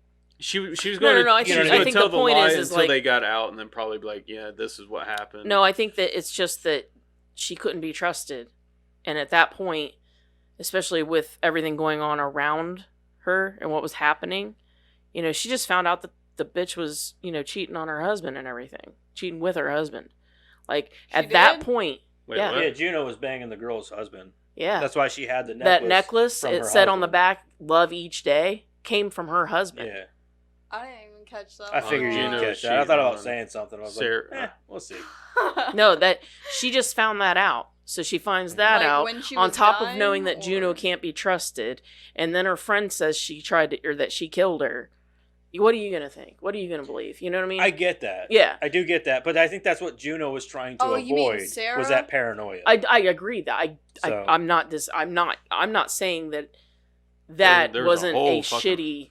Right. Girl, that makes so much more sense. Like, I'm not saying that wasn't shitty, but given everything else, it's not that she didn't get her comeuppance. Right. I mean, Juno's the reason that I don't have a lot of girlfriends, you know what I'm saying? Like that girl, that don't get me wrong. She is the personification of why women can't be trusted. Right. So like, you're down there with her and she's the last one left. Yeah, I'm probably gonna fucking nail you too. Bait. Like, yeah, you're bait. Yeah. You're fucking bait. Sorry. Like, yeah, the one thing she didn't do wrong was the thing she got nailed for. Yeah, sorry, that sucks. But how about all the other karma that you did do wrong? I get it. So in this specific situation, yeah, that's where I'm at. I don't think she deserved to die. None of them deserve. You don't to die. have to be right. I get that, but she didn't cause that either. No. Now, don't get me wrong. She took him down into a cave system that was undiscovered. Blah blah blah. Yeah, that's where I was like. But at the same time, she didn't know there were fucking monsters in there either. You know what I mean? She didn't expect that. Like these are creatures that nobody's ever seen before. But still, everything she did was for a selfish reason. That's not true. She went back to save her friends. That and she was going down there. She was also Sarah. the first one to fend them off. She's not. She wasn't going down in the cave to help her friend through a No, tough she time? says she's going down there to help repair that friendship, Yeah. she's doing it for her own selfish reasons. Probably. You're probably not wrong about She's that. only just trying to repair that friendship because she feels so damn bad about it. She can absolve her own conscience. It has nothing to do with how Sarah feels or what she's done to Sarah. Everything she does is for a selfish reason. Everything. True, but she also says we're not leaving without Sarah. Because she feels so damn bad about what she's she done. could leave her there to die. I don't think. Yeah, and then no it would matter- eat her alive for the rest of her life, and she has no way to absolve herself. Yeah, That's but would way they to- eat you alive too? Yeah. Yeah, but I would have a totally different way of dealing with it. I would have told her. I would have done my due diligence. I mean, don't get me wrong. The Sarah girl isn't at fault in any way here, Correct. other than sticking that thing through the girl's leg and using her as bait. I don't Literally, disagree. Like fish Like on she, bait. yeah. I don't disagree. Like Juno didn't kill anybody on purpose. She didn't do this to anybody on purpose. She didn't mean to do any of this. And so this is where my argument is, because I feel like she gets the shaft. Yeah, she was a shitty person, and she was fucking that girl's husband, but does she deserve to die for it? Like, come on. And then so the girl shoves that thing through her leg and uses her as bait to protect herself. Like, how's that any better? That and why does No, I'm not saying. that I'm she- saying that if given the given a different situation, things would have been handled differently. Things would have ended differently. Right. But given the situation that they have, that's the appropriate ending for both of them. Okay. I don't know. But with like the best Given girl, what the girl they that was know. stabbed through the throat by Juno, why would she say that she can't be trusted? Like she did it on purpose. Because given what she knows about the situation, Yeah. Not to mention, I she think doesn't know that Juno didn't mean to do that to her. she doesn't know, and also She doesn't know that Juno this is thought she another was dead thing, when though. she left her. This is another thing, that Beth girl knew that she was fucking the girl's husband. Correct. That's Yeah. another thing. That's one argument that I have too, is that she knew that girl was fucking her husband. Why So- didn't she tell? Yeah, why isn't she accountable? Correct. In some way? I don't disagree with you there either. However, all I'm saying in this situation, given where they are, what is happening, what each of those characters know about the situation and about each other, they all got the appropriate ending for their character, given the situation, where they are, what is happening, and what Except they know. for the three innocent ones. Like the one girl running through the cave, dumbass. But the other two, the sisters, they didn't. Yeah, deserve no, any they of it. got They were nothing. completely innocent. Mhm, completely one of them innocent. was an English teacher. No, I'm just specifically talking about The other one was a doctor. Juno. Yeah, or gonna be a doctor at least. No, She was I'm just about to get talking a PhD. specifically about what happened between Juno and Sarah. Right. Yeah. Sarah deserved her moment with Juno. Right. She deserved that, and given the time, what was happening, it was appropriate. You know, I think that she lost her daughter and her I husband, get it. and she had no way to reconcile those feelings because her husband's gone. She can't go to him. It's funny because you It's could over. almost you can't directly do this, but you could almost hold Juno accountable for the death of them because it was because of her that he was distracted. Mm-hmm. But at the same time, you can't really hold her accountable for something that Right. Well, you because can he hold- wasn't He made paying the choice attention while of- driving. You know what I mean? There's lots of things you can hold her accountable for, though, too. You know, like she couldn't even be there for her friend because she was too wrapped up in her own feelings for it. You know, she lost her boyfriend. She couldn't even be there for her friend who lost her daughter on top of her husband. You know, not knowing what had happened. But, you know, she lost her daughter. You can't even be there for her for that. Oh, boo-hoo, you lost your boyfriend. Shut the fuck up. She lost her kid. Right. I don't know, man. I think that you're talking about a whole other realm of like grieving and things like that. That's what I'm saying. That this movie doesn't really dive too much into. You know. No, all I'm trying to say is putting a little bit of perspective to it. What's going Right. through Sarah's head? Why Sarah may be a little bit more Fucked I up. don't pissed think off. Juno deserved to die though. I don't either. And actually, if you watch the sequel, she didn't die. Yeah. So the reason why they go back into the cave because both them girls are in. The I don't think second she's movie. done yet. I'm not. Oh, my Yeah, bad. we're Go not ahead. we're not finished through it yet. Because I didn't. We just- I assume we got- we're not watching the second movie for the podcast. I don't remember if I put them both in there or not. Because I don't remember if I considered the second one real or not. It just depends on what Let me look. ending you like more, I guess. I like the ending where she didn't survive, if I'm being honest. I don't mind either one of them, to be honest. I didn't care. I didn't think the second one was terrible. It's just not. Yeah. The second one's just kind of like a different version of it. No, the second one is she goes back in. She has to go back into the cave system because nobody believes that these creatures exist. That and then she finds out that Juno's still alive down there, and Was it like 2 weeks later or like Oh, a no, day it's later? in Yeah, there. it was like right It's after. in there. It was like shortly after. Yeah, it's literally like she gets out. It's like the next day. So like the part where the part where she escapes in the car, blah blah blah, drives away. In the theatrical version, that's it. Like there's no dream sequence where she finds herself back in the cave. I think we decided to put the second one in there just because the happy version is the American version. I think that's what it is. Yeah, it is the American version. But what's his name? Neil Marshall. Neil Marshall. The way his ending is the ending. If you watch the one where she's still in the cave at the end, that's his ending. Yeah, that's the real ending. So that's his ending. He did not do the sequel. Yeah, he didn't do. He had nothing to do with it. Sequel. He did do he was an executive producer. Well, he'd have to be. Yeah, he was an executive producer, and he helped them with some of the creatures and how they did some I've only of it. seen the sequel like once. Yeah, I don't remember hating it. I don't remember hating it either, but it was kind of one of them situations where you're like, I you have two preferred different endings, and Yeah, I like preferred- the American ending, but I also like this ending more, or not more, but about the same, because it makes sense for this ending, like his ending to like where she's still in the cave, she doesn't survive. That makes sense. The American ending, I can see why people would want that, because it's a little bit more of a upbeat, happier ending. She gets out, she's one survivor, but at the same time, I don't think she deserves to survive any more than the rest of the girls. Mm-mm. You know what I mean? I prefer the bleak ending myself. Yeah. I do. I watching it this time, I remember watching it before and thinking that the happier ending was better, but watching it this time, I probably might disagree a little bit. Like, Yeah, I think the bleak I ending. think the bleak ending's a little better. Yeah. Just because I feel like she doesn't deserve to live any more than the other girls do. So, Anyways, Yeah, let's see what ending they put in this business that'd be over here. interesting. Yeah. Beth grabs Juno's pendant as she drops to the ground, but This Juno is stumbles off away of Phantom. and- I guarantee you, it's the original ending. You think so? Yeah. More likely. But Juno stumbles away in shock as Beth reaches out to her. Juno eventually locates Sam and Rebecca and rescues them from a crawler. Juno tells them she may have found a way out, but will not leave without Sarah. The others reluctantly agree to help her search. Meanwhile, Sarah awakens and encounters the mortally wounded Beth, who tells Sarah that Juno wounded her and left her. Sarah does not believe her until Beth gives Juno her pendant, which is inscribed with the words "Love each day."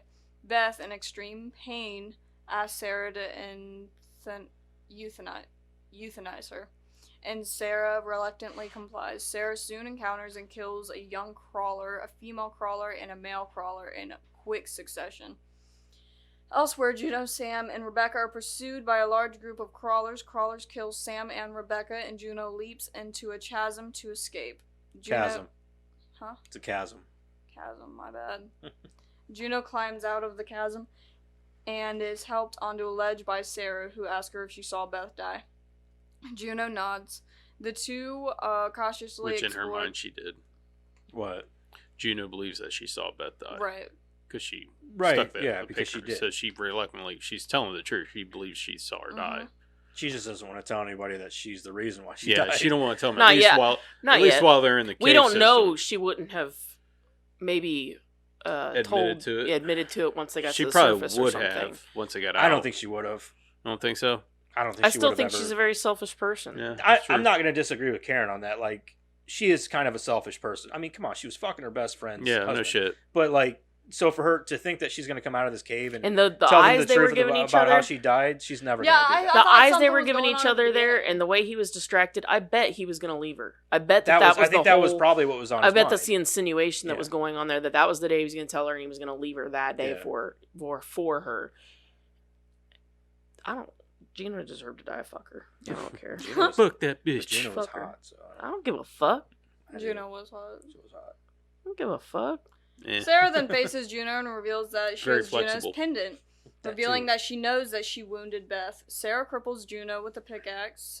Juno pulls the pickaxe from her leg and turns to face a large group of crawlers while Sarah leaves her behind, with Juno's fighting screams fading as Sarah goes further. Sarah falls down a hole and is knocked unconscious. She awakens, but this is a short dream sequence. Scrambles up a huge pile of bones toward daylight, squeezes through a narrow opening onto the surface, runs to her vehicle, and speeds off. She pulls over to vomit and sees Juno sitting next to her, her face streaked with blood. And doesn't say it, but in the end, she wakes up back in the cave and screams. It doesn't say that, but I figured I'd tell you guys that. It says that she escaped. That she escaped and got in the car. And it said that it was a short dream sequence, but it doesn't say that she wakes up in the cave. So in the original, or in the other ending, it was a short dream sequence, but she still wakes up in the car. That part where she doesn't wake up, she pukes, and then she turns back, and Juno's there, but then she wakes up in the car. That short part where she saw Juno was a dream. Yeah, but she wakes up in the car. Oh. She pukes, probably passes out, and then wakes back up, and I just remember her puking and turning back. I'm pretty sure in the American version, movie. Like she pulls over. Yeah, in the American version, she wakes up in the car. Throws up and then looks over and there's Juno and then she wakes up. Yeah, they're both dream sequences, but she wakes up in the car in the American version. And in this one, that's true. So because in the American version she wakes up in the car, and in the original version she wakes up in the cave. In the cave, yeah. Yeah. I think because it says her face streaked with blood, it stops right there. So I think it's like insinuating both of them. That's why I didn't put either of them. Yeah, that's true, because it doesn't know which one you've seen. Yeah, that's true. So I mean, it's a preference. It's whatever you guys want. Like if you want to, some people might say don't even bother with the second one because the ending of the first one was better. But who's to say that she still didn't get out? I mean, she wasn't dead at the end of the first one, regardless. Right. That's true. She was still alive. The only thing I will say is that all throughout the movie, the candle that the cake that the little girl has 5 candles, and there's 6 friends. And then at the end, when she's sitting there with her little girl, there's 6 candles, insinuating that Sarah's the 6th. So she's gonna bite it. That's the insinuation. But is that what they say in trivia? I just took that as an insinuation because there's 6 friends and there was always 5 candles on the birthday cake all the time throughout the movie. And the little girl was 5, so that's just the obvious whatever. But then at the end of the movie, when it's her and her daughter there, and, she's the last one, there's 6 candles. So I assume that means that, Sarah's about to die because she's the 6th. Right. Maybe. I don't know. Maybe it was the little girl's birthday. I think that the movie, this movie has, so the creatures themselves are something original that I loved about it. This is back, when did this movie come out? 05 or 06? Something like that. And when it came out, like it was something completely new and original, and I loved it for that, along with something else that came out that year that I really liked that I can't remember. But like I think the first version that I watched of this movie was the American version, and I went back later on and rewatched it and watched because I've seen this movie probably 3 or 4 times, and I watched the original ending from the director, and I walked away from that one thinking I like the American version more because probably the one first of them made one, it out. It was probably the first one that you'd seen and you'd had time to marinate on that one longer. Yeah, probably. And then, but going back and watching it this time, seeing this ending again, like the original ending again, I think I really liked that ending more because it's not just that it's bleak, but also you don't know. It leaves it open. Like it leaves you open. Like, does she survive or does she die? It could leave it open for a sequel, or you could just leave it there at that and say, well, she probably died. I like it just because it is that bleak version, and just because we have like 99% of horror movies in general are always happy. I know. They always end happy. Endings, yeah. When and in an actual situation like this, let's get realistic here. Yeah, I mean, I'm not trying to, say that that's a bad thing necessarily. It's just you expect it, and it gets old after a while. Like, Yeah. you know, it's always, oh, shiny rainbows at the end of every, you know, movie. So it's kind of nice to see a bleak one every now and then, kind of like The Mist. The end of The Mist, that rips your heart out, but it's a perfect ending. Still this day. Yeah, it's a perfect ending to that movie. I mean, it's perfect, you know, but I mean, it's just nice to see that bleak ending every once in a while, just because it keeps it fresh. Yeah, it's like, oh man, you know, you walk away from the movie feeling a little depressed, but at the same time, you're like, but that's the reality of it. Correct. You know what I mean? So in this situation, it's the same thing here. So I have kind of a theory. She hit on it a little bit when she said skinwalkers. So that's the Appalachian Mountains. My grandma used to tell me all kinds of weird stories. She didn't believe in any like supernatural monsters, anything like that. She used to tell us all kinds of creepy stories about that stuff in the Appalachian Mountains and stuff when she lived in Kentucky. And you hear all kinds of weird stories about, you know, skinwalkers, wendigos. That's where all of those things, all of those original stories came from, was the Appalachian Mountains. Really? From the Appalachian Mountains? Mm-hmm. Skinwalkers. Probably because the forests are so dense and yeah, there's creepy. all kinds of weird stories that come out of there. Yeah. Come out of there all the time. So I wonder, like, if these creatures were real, let's say. Like, if that's where those, you know, stories, like, you know, in this universe, if that's where those stories came from. Because, you know, they come out to hunt, right? Yeah. And they would be white, which is what you always hear when you hear about skinwalkers and wendigos. You always hear white, like they're white and they're fast. Like, possibly. I was just thinking about that, watching that. I was like, I bet, like, in that especially universe. so secluded, like that cave is so secluded into the woods, and Mm-hmm. I'm not even sure how the hell she found it, but yeah, or for know that. about it. That's true. How did she find that or know about it? Probably through word of mouth or something, maybe. Yeah, you have circles of people when you're like thrill seekers. You probably talk, and, you know, Hikers come Yeah. across caves all the time. yeah. But maybe, Fishermen, there was that big creek right there. Yeah, a little river. Well, Yeah. not to mention she apparently, I don't know if she owns or rents those cabins. I'm sure she probably does a lot of hiking through there anyway. Yeah. But Oh yeah, because didn't she say something about tracking or going through a trail to see before? Like, I'm sure she. I don't know, but I don't know. I don't want to dive too much into that, but Yeah. But it seems like I don't know, man. I will say one thing I do appreciate about this movie is an entire female cast.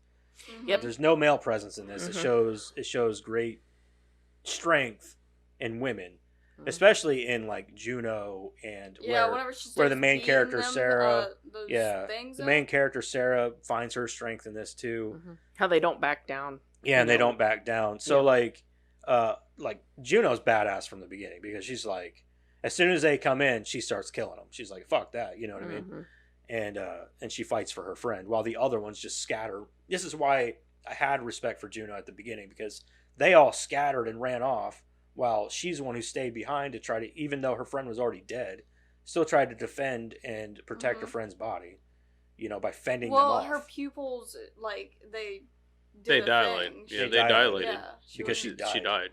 Oh, I thought it was doing that because of light. No, No. they did that because she was dead. I'm a little slow. Well, You gotta see, go bear but with me. that's the thing that killed me is like you seen how her pupils actually shrink when you die. Your pupils expand. Enlarge, yeah. So that's what threw me off because, like she said, when Your pupils shrink, so they shrink to light, to light, and that's what they did. expand for darkness because so you have a better View. view, I guess, yeah.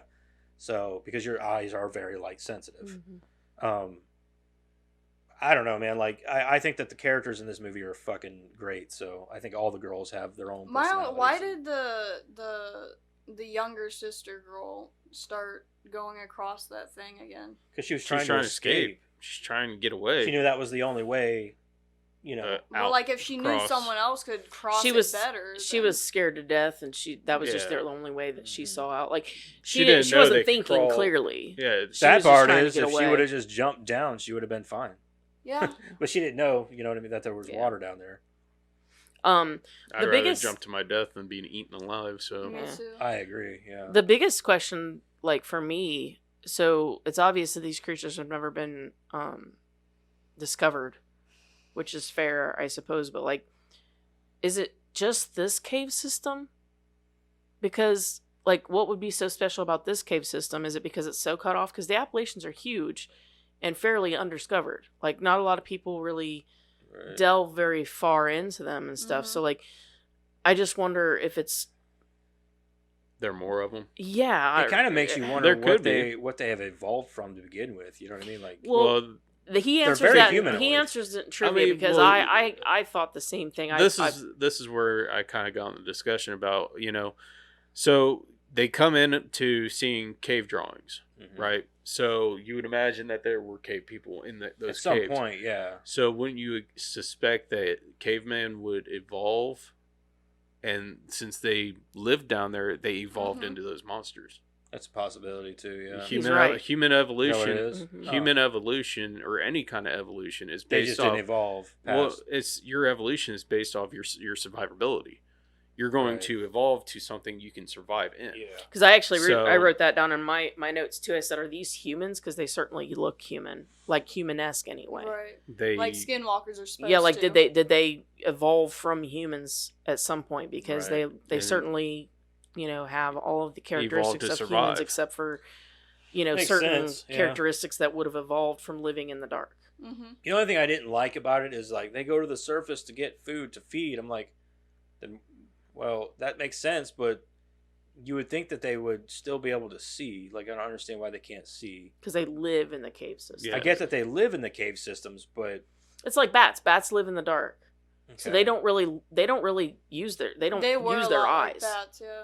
Okay. And that's what they liken them to. Right. That's why they don't really have much of a sense of smell. Like I thought it was weird that they couldn't smell them, but when they likened them to bats. That sort of makes sense because you don't really need to smell or see if you live in a cave system, but you do need to hear, right? And you do need to have that sense of like sonar. That's what bats use. I was surprised they couldn't hear them breathing or anything creepy like that. Yeah, you would think that heightened sense of. You think they would have a better sense of hearing, yeah? Because there are certain situations where I'm like, why don't they hear that? Right, but they do have that. That would be too much. That would be too much because then they have absolutely no chance. There's going to be a little bit of that, plot, But technically, the girls were the bad guys. Yeah, I mean, they went into their house and started, messing up the furniture. You know what I'm saying? Like they rolled into their place. You know what I'm saying? Yeah. So, because technically, if you think about it, you roll up in a bear's cave. The bear's gonna get defensive and fuck you up. Mm-hmm. So yeah, they walked into their house animals, and then they killed their child and their wife. Yeah, too. Sarah did kill the kid. She killed a youngling and the woman. I agree. Yeah, maybe they are just. I love that woman. So fuck them all. The good guys did win. Yeah, technically. To a point. Did you guys ever see? This is like the last thing that I had, but have you guys ever seen the maps showing missing people versus cave systems in the United States? No. Check this shit out. Which one's the missing person? So the top map is missing people, and the bottom map is the largest cave systems. Well, yeah, that makes sense. People go try and dive in caves all the damn time and end up going missing. You see the overlap? Yeah. Isn't that nuts? Maybe they actually exist. Top is the missing people, and then the ones at the bottom are the...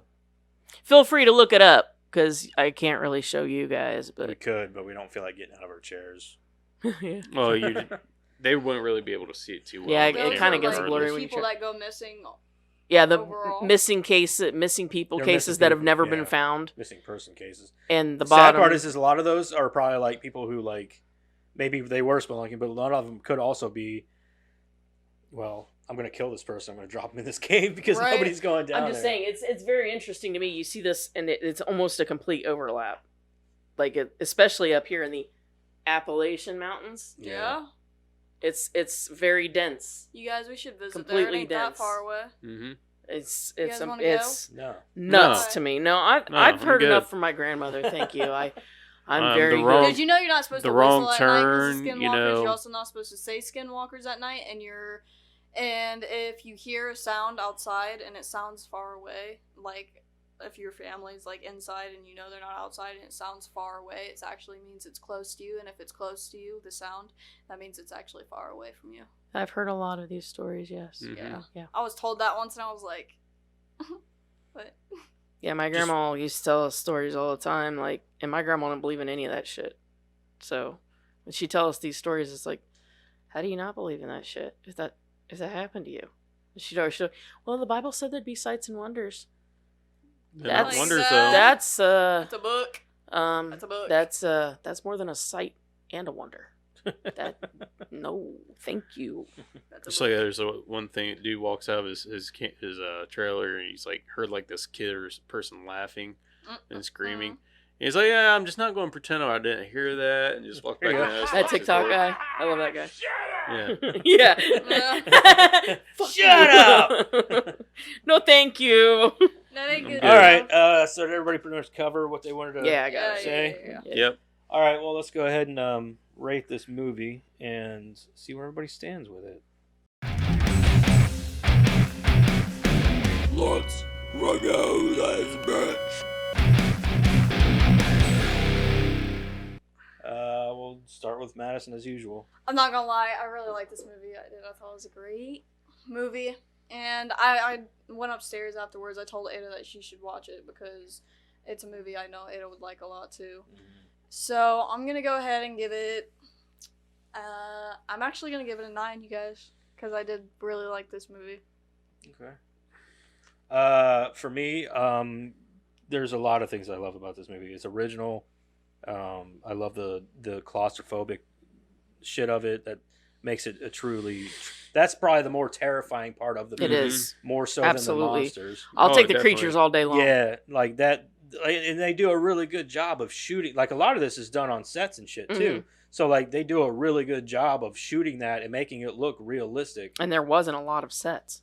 Right. They just reused them. They reused a lot of them, yeah. Mhm. So like I think they did a really good job with that. But this director, man, I think he does a good job with. Yeah. Like I said, he did Dog Soldiers, one of the best fucking werewolf movies I've ever seen, and and he's I don't know what he's doing anymore, but I haven't seen anything from him for a while.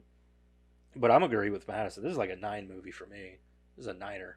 This is a really, really good horror We movie. got a 9er. So Okay.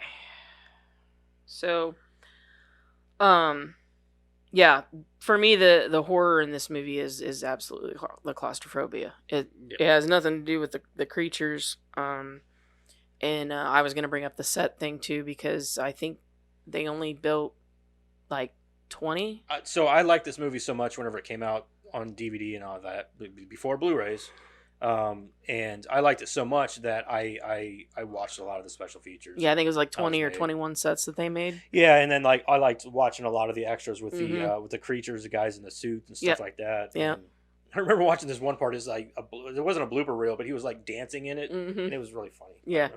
Well, I think it was like 20 or 21 sets that they built, and that was it. And they just moved them around, and it constantly just looked like different it's not parts. hard to do with a set like that, where everything like essentially almost looks the same. Like a lot of the rocks, because cave systems look. I know. At one point, I think I saw one of the rocks move, you guys.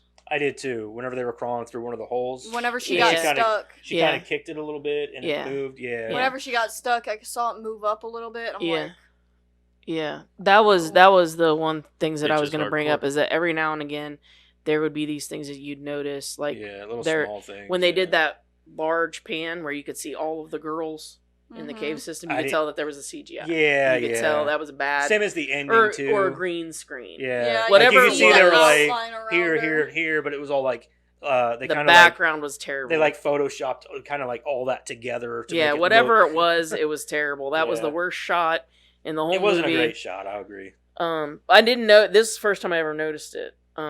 But I noticed that, and like you said, I noticed a couple of times where I seen like rocks move. But I can really forgive all of that because, like you said, original. It puts you on the edge of your seat. There's, when you talk about horror movies and you look at slashers and you look at haunted house or you look at any of the other genres that there are out there, you can watch those and go straight to bed. A movie like this, though, like if it makes you squirm, if it sticks with you, yeah, if it sticks with you, like if It's you gonna be know, in your nightmares. like that's a good horror movie. So I'm with you guys. It's a 9 for me too. It's if it can make you squirm, that's a good horror movie. So, yep. All right, so for me, Eric's like 2. It scared me. no, I'm not going to give it a bad rating just because I don't like the claustrophobicness of it. I'm not going to give it a bad rating at all because honestly, there's not really anything you can really pick on this movie to say, oh, this is bad because of this. Yeah, there might have been the CGI like you guys said, but I did not really see it. And in my mind, I didn't Were see your any glasses CGI. on? Yeah.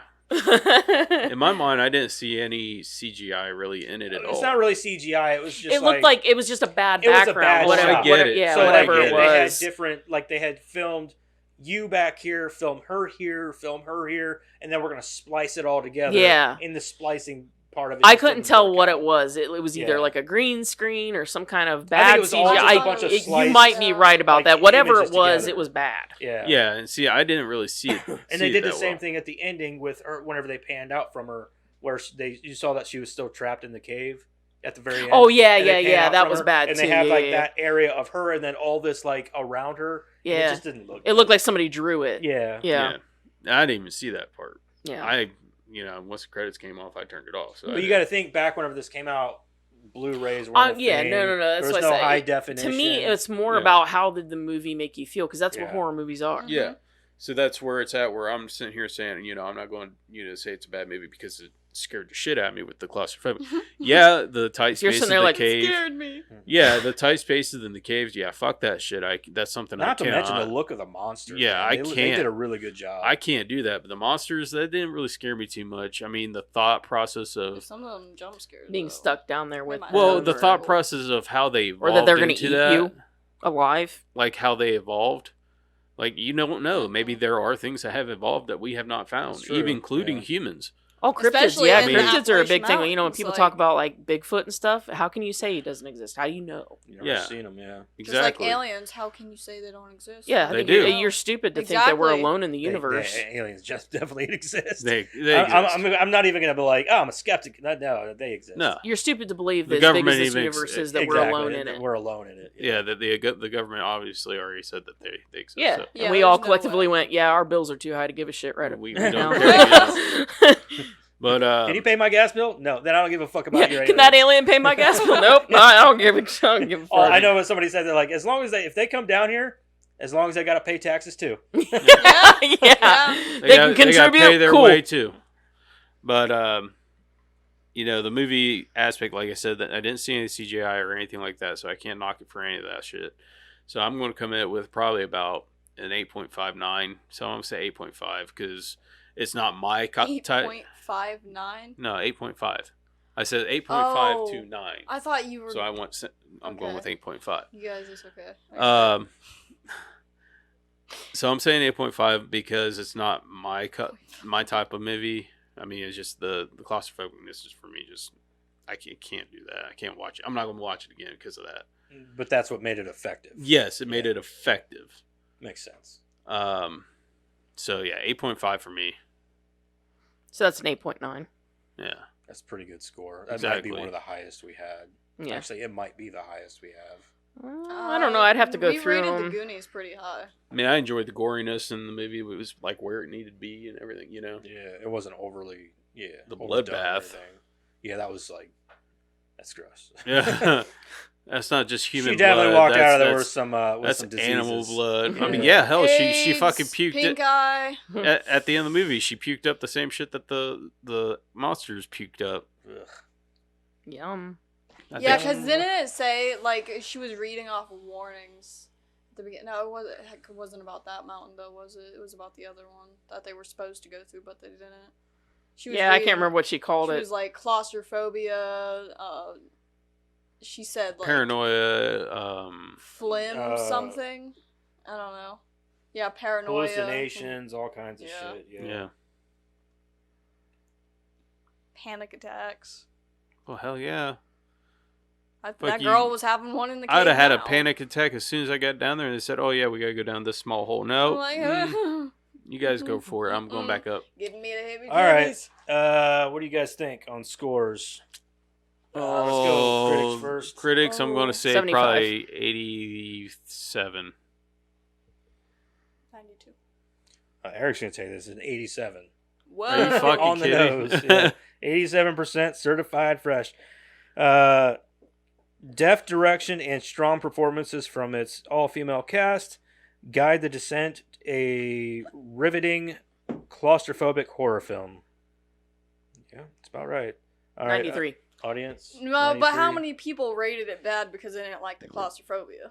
Not very many people do that, honestly. Most people are going to think about it like me and Joseph Yeah. and everybody does, is that it's a good thing because most of us that are horror nerds are going to be like, nothing said scares 93? me. Did you say And then you 93? I was going to say 92. I said 93. Okay, you guys are in the 90s. I'm going to take a step back. I'm going to say 80. 80. Eric's going to take this too. It's 76%. Fuck them. Yeah. Actually, the audience liked it less for some reason. They're which is retarded. weird. They are retarded. I'm going to agree with that. Fuck you guys. To think I was about to take mine back and point you below. Let's see here. Juno. Good. You're wrong, though. You're wrong, though. All right, let's give you. I'm going to try to find some. Well, I'm sure there's a few negatives in here. Sure, people, it's too claustrophobic for me. Yeah. I don't know if they made that noise now, but. Yeah. Now these people write paragraphs. They trying to read all that shit. All right, here's a 1-star. Pretty dumb from the concept of a large mammalian living underground as a sustainable colony without huge tracts of land to the terribly decreased in post lighting. Seriously, are these 1W? It was a cave. Oh, 1 watt incandescent bulbs, guys. The movie just doesn't have anything going for it to actually help my suspension of belief.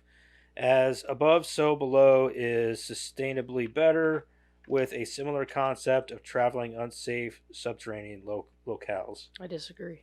I disagree. I didn't think as above, so below was very good. There's no claustrophobia. They're literally No, walking around yeah. in like a... It wasn't you know. nearly as fearful. I disagree. Like as above, so below was okay, but it just wasn't. It didn't hit me like that. You know what I mean? Here's a 0.5 star. Found the movie boring. Nothing scary nor gruesome in the movie. The ending was predictable. No gruesomeness, huh? Yeah, I was waiting for her to Weird. strike her friend and leave her. Don't see why or how this film is on the most scariest list of horror movies. Okay. Well, you're a moron. So, obviously, they don't understand what So, claustrophobicness is. some of these people, well, you got to think that Not this- everybody is claustrophobic. So, the thing about Well, these I'm saying, reviews, just I didn't under- really get the understand what the- claustrophobic feel. It was just like... I did a little bit. That's with because you're crazy. especially the part where the girl got stuck. And Oh, stuff. man. Oh. So, Ew. I think that That some was of the these- part, like, I was like this. Yeah, some of these reviews are going to be like kind of biased because of people have taken this movie and they've copied some of the things from this movie, like the Mhm. creatures, the claustrophobia. They've done it, so people are going to be like, "Well, this isn't that scary because it's been done." It's like, yeah, well, But look first at the- slasher Done movie was first. amazing because it hadn't been done yet. Yeah. So you have to look at it from that point of view too. Correct. 2 stars, utter pants, overly suspenseful moments littered with obvious jump scares. 1 star, overrated, not scary at all. Everything is so predictable and fake. The end is the worst part, and Juno is an evil character. evil. I But- wouldn't say she's evil. She's just selfish. Yeah, I Sometimes, wouldn't say she's evil. like, even with the worst, like, predictable jump scares, they can be like, the most scariest. All right, here's a 0.5 star. There's nothing even marginally, I think that meant marginally, entertaining until about 1 hour into the movie. The acting is unbelievable and frankly bad. The actors don't seem to convince me that they're actually scared. I recommend this movie if you're looking to waste your time. This movie might have been okay just okay 30 years ago, but now it just doesn't stand up to what's out there. Just bad. 30 years ago. The fuck? People are dumb. Like, what do you mean, dude? Like, okay, so the acting was great. They did a great job of telling us how fucking scared they were. And some people are idiots. What about the cover art for this movie? Like, how cool was that? It was really awesome, actually. It's a skull, but it's the girls. I'll find one more. It's like a silhouette of the girls. Look it up. All right, last one. Half star. 6 shallow written soccer moms cast in. What? Soccer moms? Did you pay attention to this? This is gonna be good. Hold on, I want to finish this. This looks good. 6 shallow written soccer moms cast implausibly as buffed pro-level adventurers enter a mysterious cave complex, ignore every known safety protocol, and promptly get lost like stupid amateurs. They're beset by ferocious cave dwellers capable of barehandedly killing 1,000-pound bull elk, with many of whom end up slaughtered in various gory ways by our surviving hero. Man, you are one pathetic loser. That is cool. That's pretty good. Yeah. Yeah. No, You can't see it. But I disagree with a lot of people. It's so stupid. People are dumb. Soccer moms. Huh? We got on this ship anyhow. Go! There was one that had a kid. Right. Yeah, there was one that had a kid. The rest were like. And one that was married. Yeah. She was the same woman. I don't know. They're all whatever. soccer moms, you guys apparently. Are morons. Like, they're all soccer moms, apparently. I think this is why I don't think everybody should be able to be on the internet. There's a lot more reasons than that. There's a lot more reasons than that. You have to have a license to fish. Yeah. You should have a license to think on the internet. Right. All right, Karen. Take a test. Yeah. You got trivia, man? I got trivia. Sweet ass trivia with Karen. The filmmakers considered it too dangerous to film in an actual cave. You don't say? No shit. It also would have been far too time-consuming, so they opted to build one instead. 21 separate cave sets were built for the film. These were carefully reused with different camera angles, set dressing, and lighting to suggest a nearly endless collection of interconnected tunnels and caverns. For realism, the makers often limited the lighting of the sets to light sources that the protagonists brought with them, such as flashlights, helmet lights, and light sticks. According to the audio commentary on the special edition DVD, there was an exact replica made of Nora-Jane after the movie was finished. She got to keep the head of the doll. Which one is that? That's Holly. Okay. Oh, okay. Once she put it in her mother's freezer as a joke. That girl looked familiar. I've seen her in other stuff before. Yeah. The appearance of the creatures was kept secret from the cast members until the first scene in which they encounter them was filmed. When the cast were finally filming that scene where the group encounter the crawlers, the actors were genuinely scared and screamed, running off set and laughing. The sequence where the women see the crawler for the first time was via the night vision camera. They had the lights off and brought the performer in and then revealed him as the visibility returned. Neil Marshall described the crawlers as cavemen who have stayed underground. The director explained they've evolved in this environment over thousands of years. They've adapted perfectly to thrive in the cave. They've lost their eyesight, they have acute hearing and smell, and function perfectly in the pitch black. They're expert climbers, so they can go up any rock face, and that is their world. The filmmakers kept the crawler design hidden from the actresses until they were revealed in the scenes in which the characters encountered the creatures to allow for natural tension. They also kept the actors among the female rock climbing crew and the actors who played the cave dwellers separate from each other through the shoot, including at lunch, to heighten their ability to play animosity against the other cast. You know what's funny about that is, like, could you imagine being like that actor that came in and was like, hold on. That actor those actors get like, all right, well, we're getting hired to do this job. Like, oh, what do the creatures look like?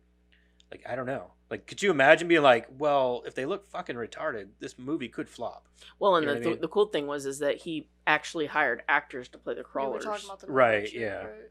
Not just, people in suits. Like, these were people that actually brought characters to the crawlers. You were talking about the Nora chick? Who? Creature The girl who played as Holly? No, like people who were actors. Like, they actually brought like characters to their crawlers. Yeah. Like, they had backstories and stuff for their crawlers.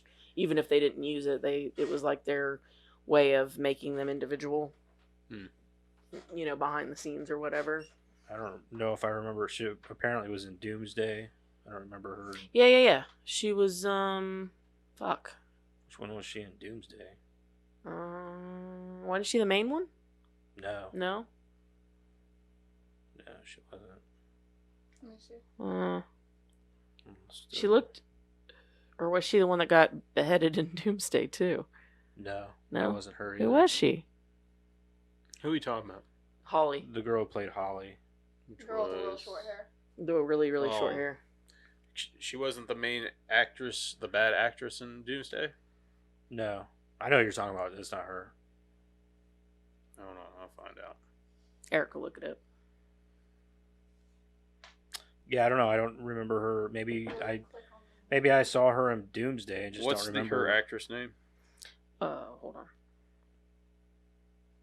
Nora something or another. Nora-Jane, Noone. Noon. Nora-Jane? Nora-Jane. Here. Didn't say who should play this.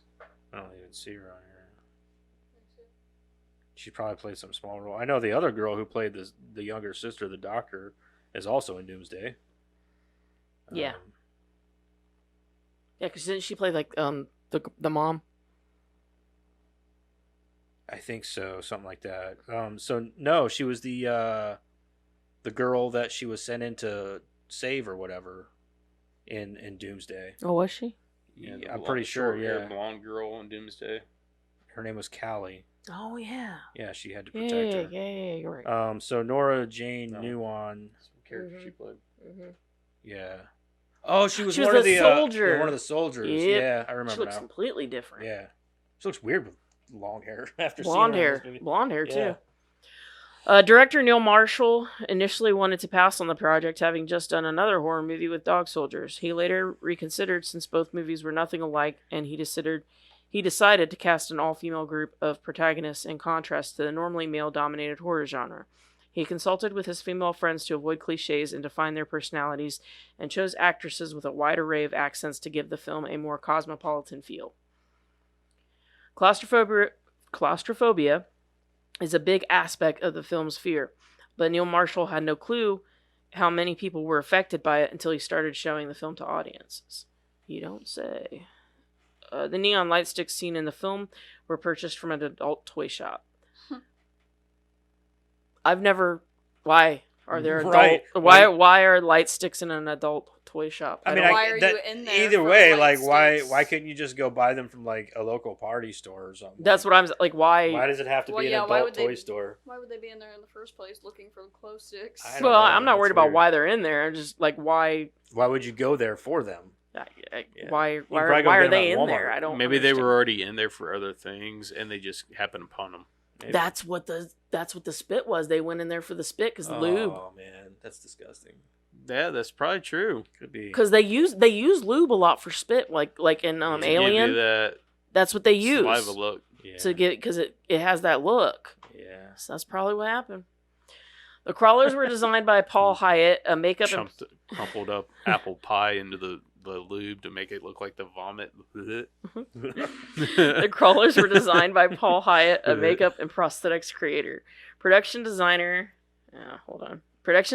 Simon Bowles said that the Bowles. It says it's Bowles. So I'm not sure if it's Bowles. Bowles or Probably B Bowles. Bowl. Anyway, said that the Buy crawler big design. bowls. Yeah, bowl.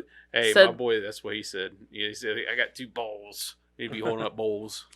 So said the crawler design had started out as a wide-eyed and more creature-like, but the design shifted toward a more human appearance.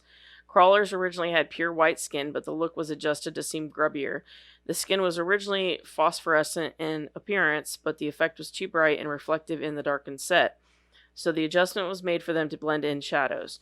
The director barred the film's cast from seeing the actors in full crawler makeup until their first appearance on screen. Actress Natalie Mendoza said of the effect, "When the moment came, I nearly wet my pants. I was running around afterwards, laughing in this hysterical way and trying to hide the fact that I was pretty freaked out. Even after that scene, we never really felt comfortable with them." The crawlers reappear in The Descent Part 2, a sequel by John Harris, with the first film's director Neil Marshall as an executive producer. For the sequel, Hyatt improved the camouflaging ability of the crawler's skin tones to deliver better scares. According to Hyatt, John wanted them more viciously feral, inbred, scarred, and deformed, with rows of shark-like teeth for ripping flesh. House was designed for the crawlers as well as a set that the crew called the Crawler Crapper. I barely remember the second one, so I'm not sure what. Yeah, I don't really. I just remember not hating it. I remember not hating it, but I also remember being like, it's not as good as the first. Yeah, I mean, I've only seen it once for a reason. Yeah, I just remember I think not I've only hating seen it once. Yeah. The American edit of the film ends with Sarah escaping from the cave and driving away, finally seeing Juno, most likely a hallucination, sitting in the car next to her. The UK version, however, has a much bleaker ending, continuing with a short scene where Sarah wakes up at the bottom of the cave. The escape was only a dream, and she is hopelessly stuck inside the cave with the creatures closing in around her. This finale was described as uber hopelessness by the American screening audiences, and therefore omitted. The sequel, The Descent Part 2, starts with Sarah having just escaped from the cave, and is thus a follow-up to the American version of the film.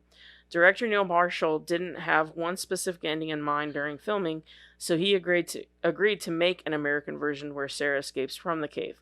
This was considered by many to be the happy ending. In contrast... that's okay, though, that he's, like, open to the idea of a different ending. He's like, yeah, I don't really have an idea of an ending, so this is what I went with. But if you guys want to change it, that's fine. Because... Well, you'll find out why here. He says, in contrast to the unhappy UK version where Sarah doesn't escape, but Marshall likened it to the finale of the Texas Chainsaw Massacre in 1974, stating that just because someone got away, does that make it a happy ending? It's true, yeah. In an interview with Vulture in 2021, director Neil Marshall revealed that during production, an executive from the French distributor Path suggested a scene where the girls would strip naked and jump into a pool in the cave. In response, Marshall said, "If that's the movie you're making, I'm quitting now." I agree. Yep. Mm-hmm. That's why I put it in here. It just shows you the kind of unnecessary. guy he is, like the kind of director, and the direction he wanted to go with the movie. Yeah, that's completely unnecessary. His point was trying to make them strong characters. He wanted them to be strong females. He didn't want to sexualize them. Yeah, he didn't want this to be a sexual movie in any way. Like, he wanted them to be strong characters. I agree. Yeah, that's ridiculous. That's kind of one of the reasons that I really hate that soccer mom thing. He went out of his way to show that they weren't. They were tough women. Yeah. Mm-hmm. At around 1 hour and 2 minutes, among the bones that Sarah falls into is a wolf's head, which came from one of the werewolves from director Neil Marshall's previous film, Dog Soldiers.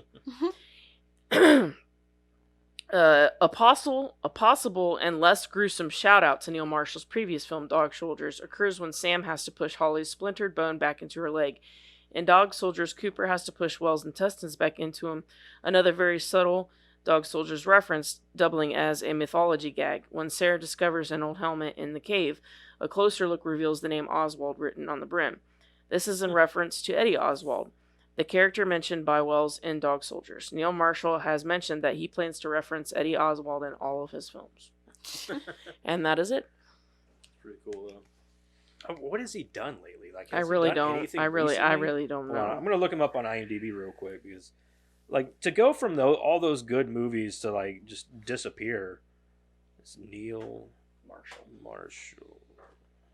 Maybe he's working on an idea like really big. See all. His most recent one is The Lair from 2022. I've never heard of it. It's got a 4.5. I don't know if that's out of 10 or what. No, that's out of 10. He did The Reckoning in 2020. Lost in Space. I think that's a series. That's a series, yeah. Which is actually a good series. Timeless. I should make you guys guess. Is it The Descent Part 2? It's we could go back doing the charades. This is the Ninja Turtles. I've been waiting for that one. You're gonna make us guess, and I said I should make you guess, but it'd be like old times. Is it a sequel? No. Does it have sequels? No. Is it a horror? No. Comedy? Is it a comedy? Yes. Is it Zach and Miri? No. Is it? Does it have Will Ferrell in it? No. Kevin Hart? No. Is it a raunchy comedy? No. Is it a wholesome comedy? Honestly, I haven't seen it in a really long time, but I'm pretty sure it is. It might have some raunchiness in it. Give us an actor that's in it. Arnold Schwarzenegger. No, it's as not a twins. comedy. Arnold Schwarzenegger. Arnold comedy. I don't know. Is it any Last stuff. Action Hero? That's what I was Yes, kind of sir. thinking. Last Action Hero. That's a good one though. Yes, it is. That one got a lot of like Negative. negative reviews back fuck when it 'em. came out. But that movie's it's a good movie. it's a really good movie. So it's only on rent right now. Of course it is. I think I have it. I don't have it. You can rent it on Amazon, It's a good Apple I really TV, ought to like know what we Vudu, own, but I really don't. DirecTV. I wouldn't either if they were all thrown in the basement like that. No, he's doing he has like Really? both of the shelvings full now, but now we have to buy another one because it's not enough. Oh. You know, if What's we he gonna would've do with done all that this- Warhammer stuff now. If we would have done this You gotta put that like stuff Fuck, somewhere. I don't know. we could have done this maybe like Are 6 you months talking ago. about It was in on your home? Netflix. Sorry. If we would have done it when? 6 months ago, it was on Netflix. Sorry, the book or the box. The box tells me. I what mean, the- you can always rent it, or She's you can, the box tells me what to Yeah, do. I'll probably. or you can buy it. I'm not buying it. I like the movie. All but right, it's not people. worth Next buying. week, Last Action Hero will be the first movie of the year. Yeah. Right. Right. What is Mm, today? 26th, Yeah, 7 it'll be the days from second, now. right? Yeah, it'd be the second. No, it'd be the second. That's Gavin's We go back to birthday. work on the second, don't we? Well, there you go. First movie of the year, Last Action Hero. First but last action hero.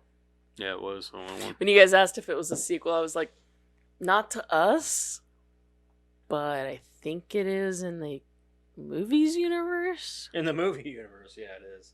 But those movies aren't called Last Action Hero. Those movies are called Jack Slater. Is that The his Ripper. name? Yeah, Yeah, but I Jack don't think they're Slater. called Jack There's Slater something though. else. They're Yeah, called. the movies are called something else in the movie. Yeah, I can't remember. it's been so long since I've seen it. The only thing Yeah. I remember is like the dude had a fake eye, and Rubber bubble baby bump. Yeah. Something like that. and there Didn't was know I the was tar, going to say that, did you? the tar pits. The tar pits. Something about the tar pits and Yeah. the bad guy's name. Fuck, I knew his name at one point. Yeah, he had a weird name. Yeah, it had a weird name. Mhm. It's a really good movie, though. So if you haven't seen Last Action Hero, you should watch it. Even if not for us, but just for your own enjoyment. Because it is a very entertaining movie, especially if you're into, for one, old Arnold movies. Yeah. I'm pretty sure it flopped, but it ended up like everybody It did, loved and I it. guess Arnold Schwarzenegger was really upset at how it had flopped. Yeah. And It's one of his favorites, I know that. Yeah, it's one of his favorites, and he was really upset about how it flopped because he just thought it was a really good, entertaining movie, and it is. I don't It is. understand because I remember whenever it came out, and I was like, "This movie's amazing." It's such a good fantasy movie for kids, you know? Mm-hmm. Yeah, Like even got a it's every cartoon kid's character in fantasy. it. Every Yeah. kid would love. voiced like, by Danny DeVito. Yeah, no shit. Yeah. As they should. So it's a really entertaining movie, and hell, even Robert Patrick makes an appearance as Oh yeah. he comes he's out a of cop, the, isn't he? he's a cop. Yeah. Yeah. He comes walking out like the T-1000. Mm-hmm. Yeah, it's funny. Yep. Anyway, Lots of good Easter eggs in that movie. Yeah. a lot there of is. Easter eggs in that movie from like old, like this. I might be one of the first movies to really do Easter eggs, It might be. You might be right like about to that. do a lot like that. You know what I mean? Like, yeah, I mean they put little subtle things in other movies, but like think of like Ready Player One. This was that movie before Ready Player One. Like Correct. how Ready Player One put all these different Easter eggs in one giant movie. That was what this movie had done. So, like, Yep. and the kid true. and the kid is like the kid in the movie, the main character is your eyes. Like the kid being you in the movie. Danny? Danny, I think his name is. Danny. Yeah. And he's the person that you would be in the movie. Like, oh my God, all these references that I'm seeing. And Yeah. it's a very meta movie. I Yeah, guess. he's like, no, you play that guy in that movie, and he's like, what are you talking about? He's great. What are you talking about? He was great. He's a great action He's a great star. action star. Oh, he's talking about Sylvester Stallone. Yeah, and Terminator. Terminator 2, Yeah. yeah. He's a great action star. Yeah. All right. Well, next week, people, don't forget to check out our social stuff and be here next week for Last Action Hero. And don't forget to like, share, subscribe, and all that good stuff. X, Instagram, and all that other crap. Till next week. Bye. Bye. Goodbye.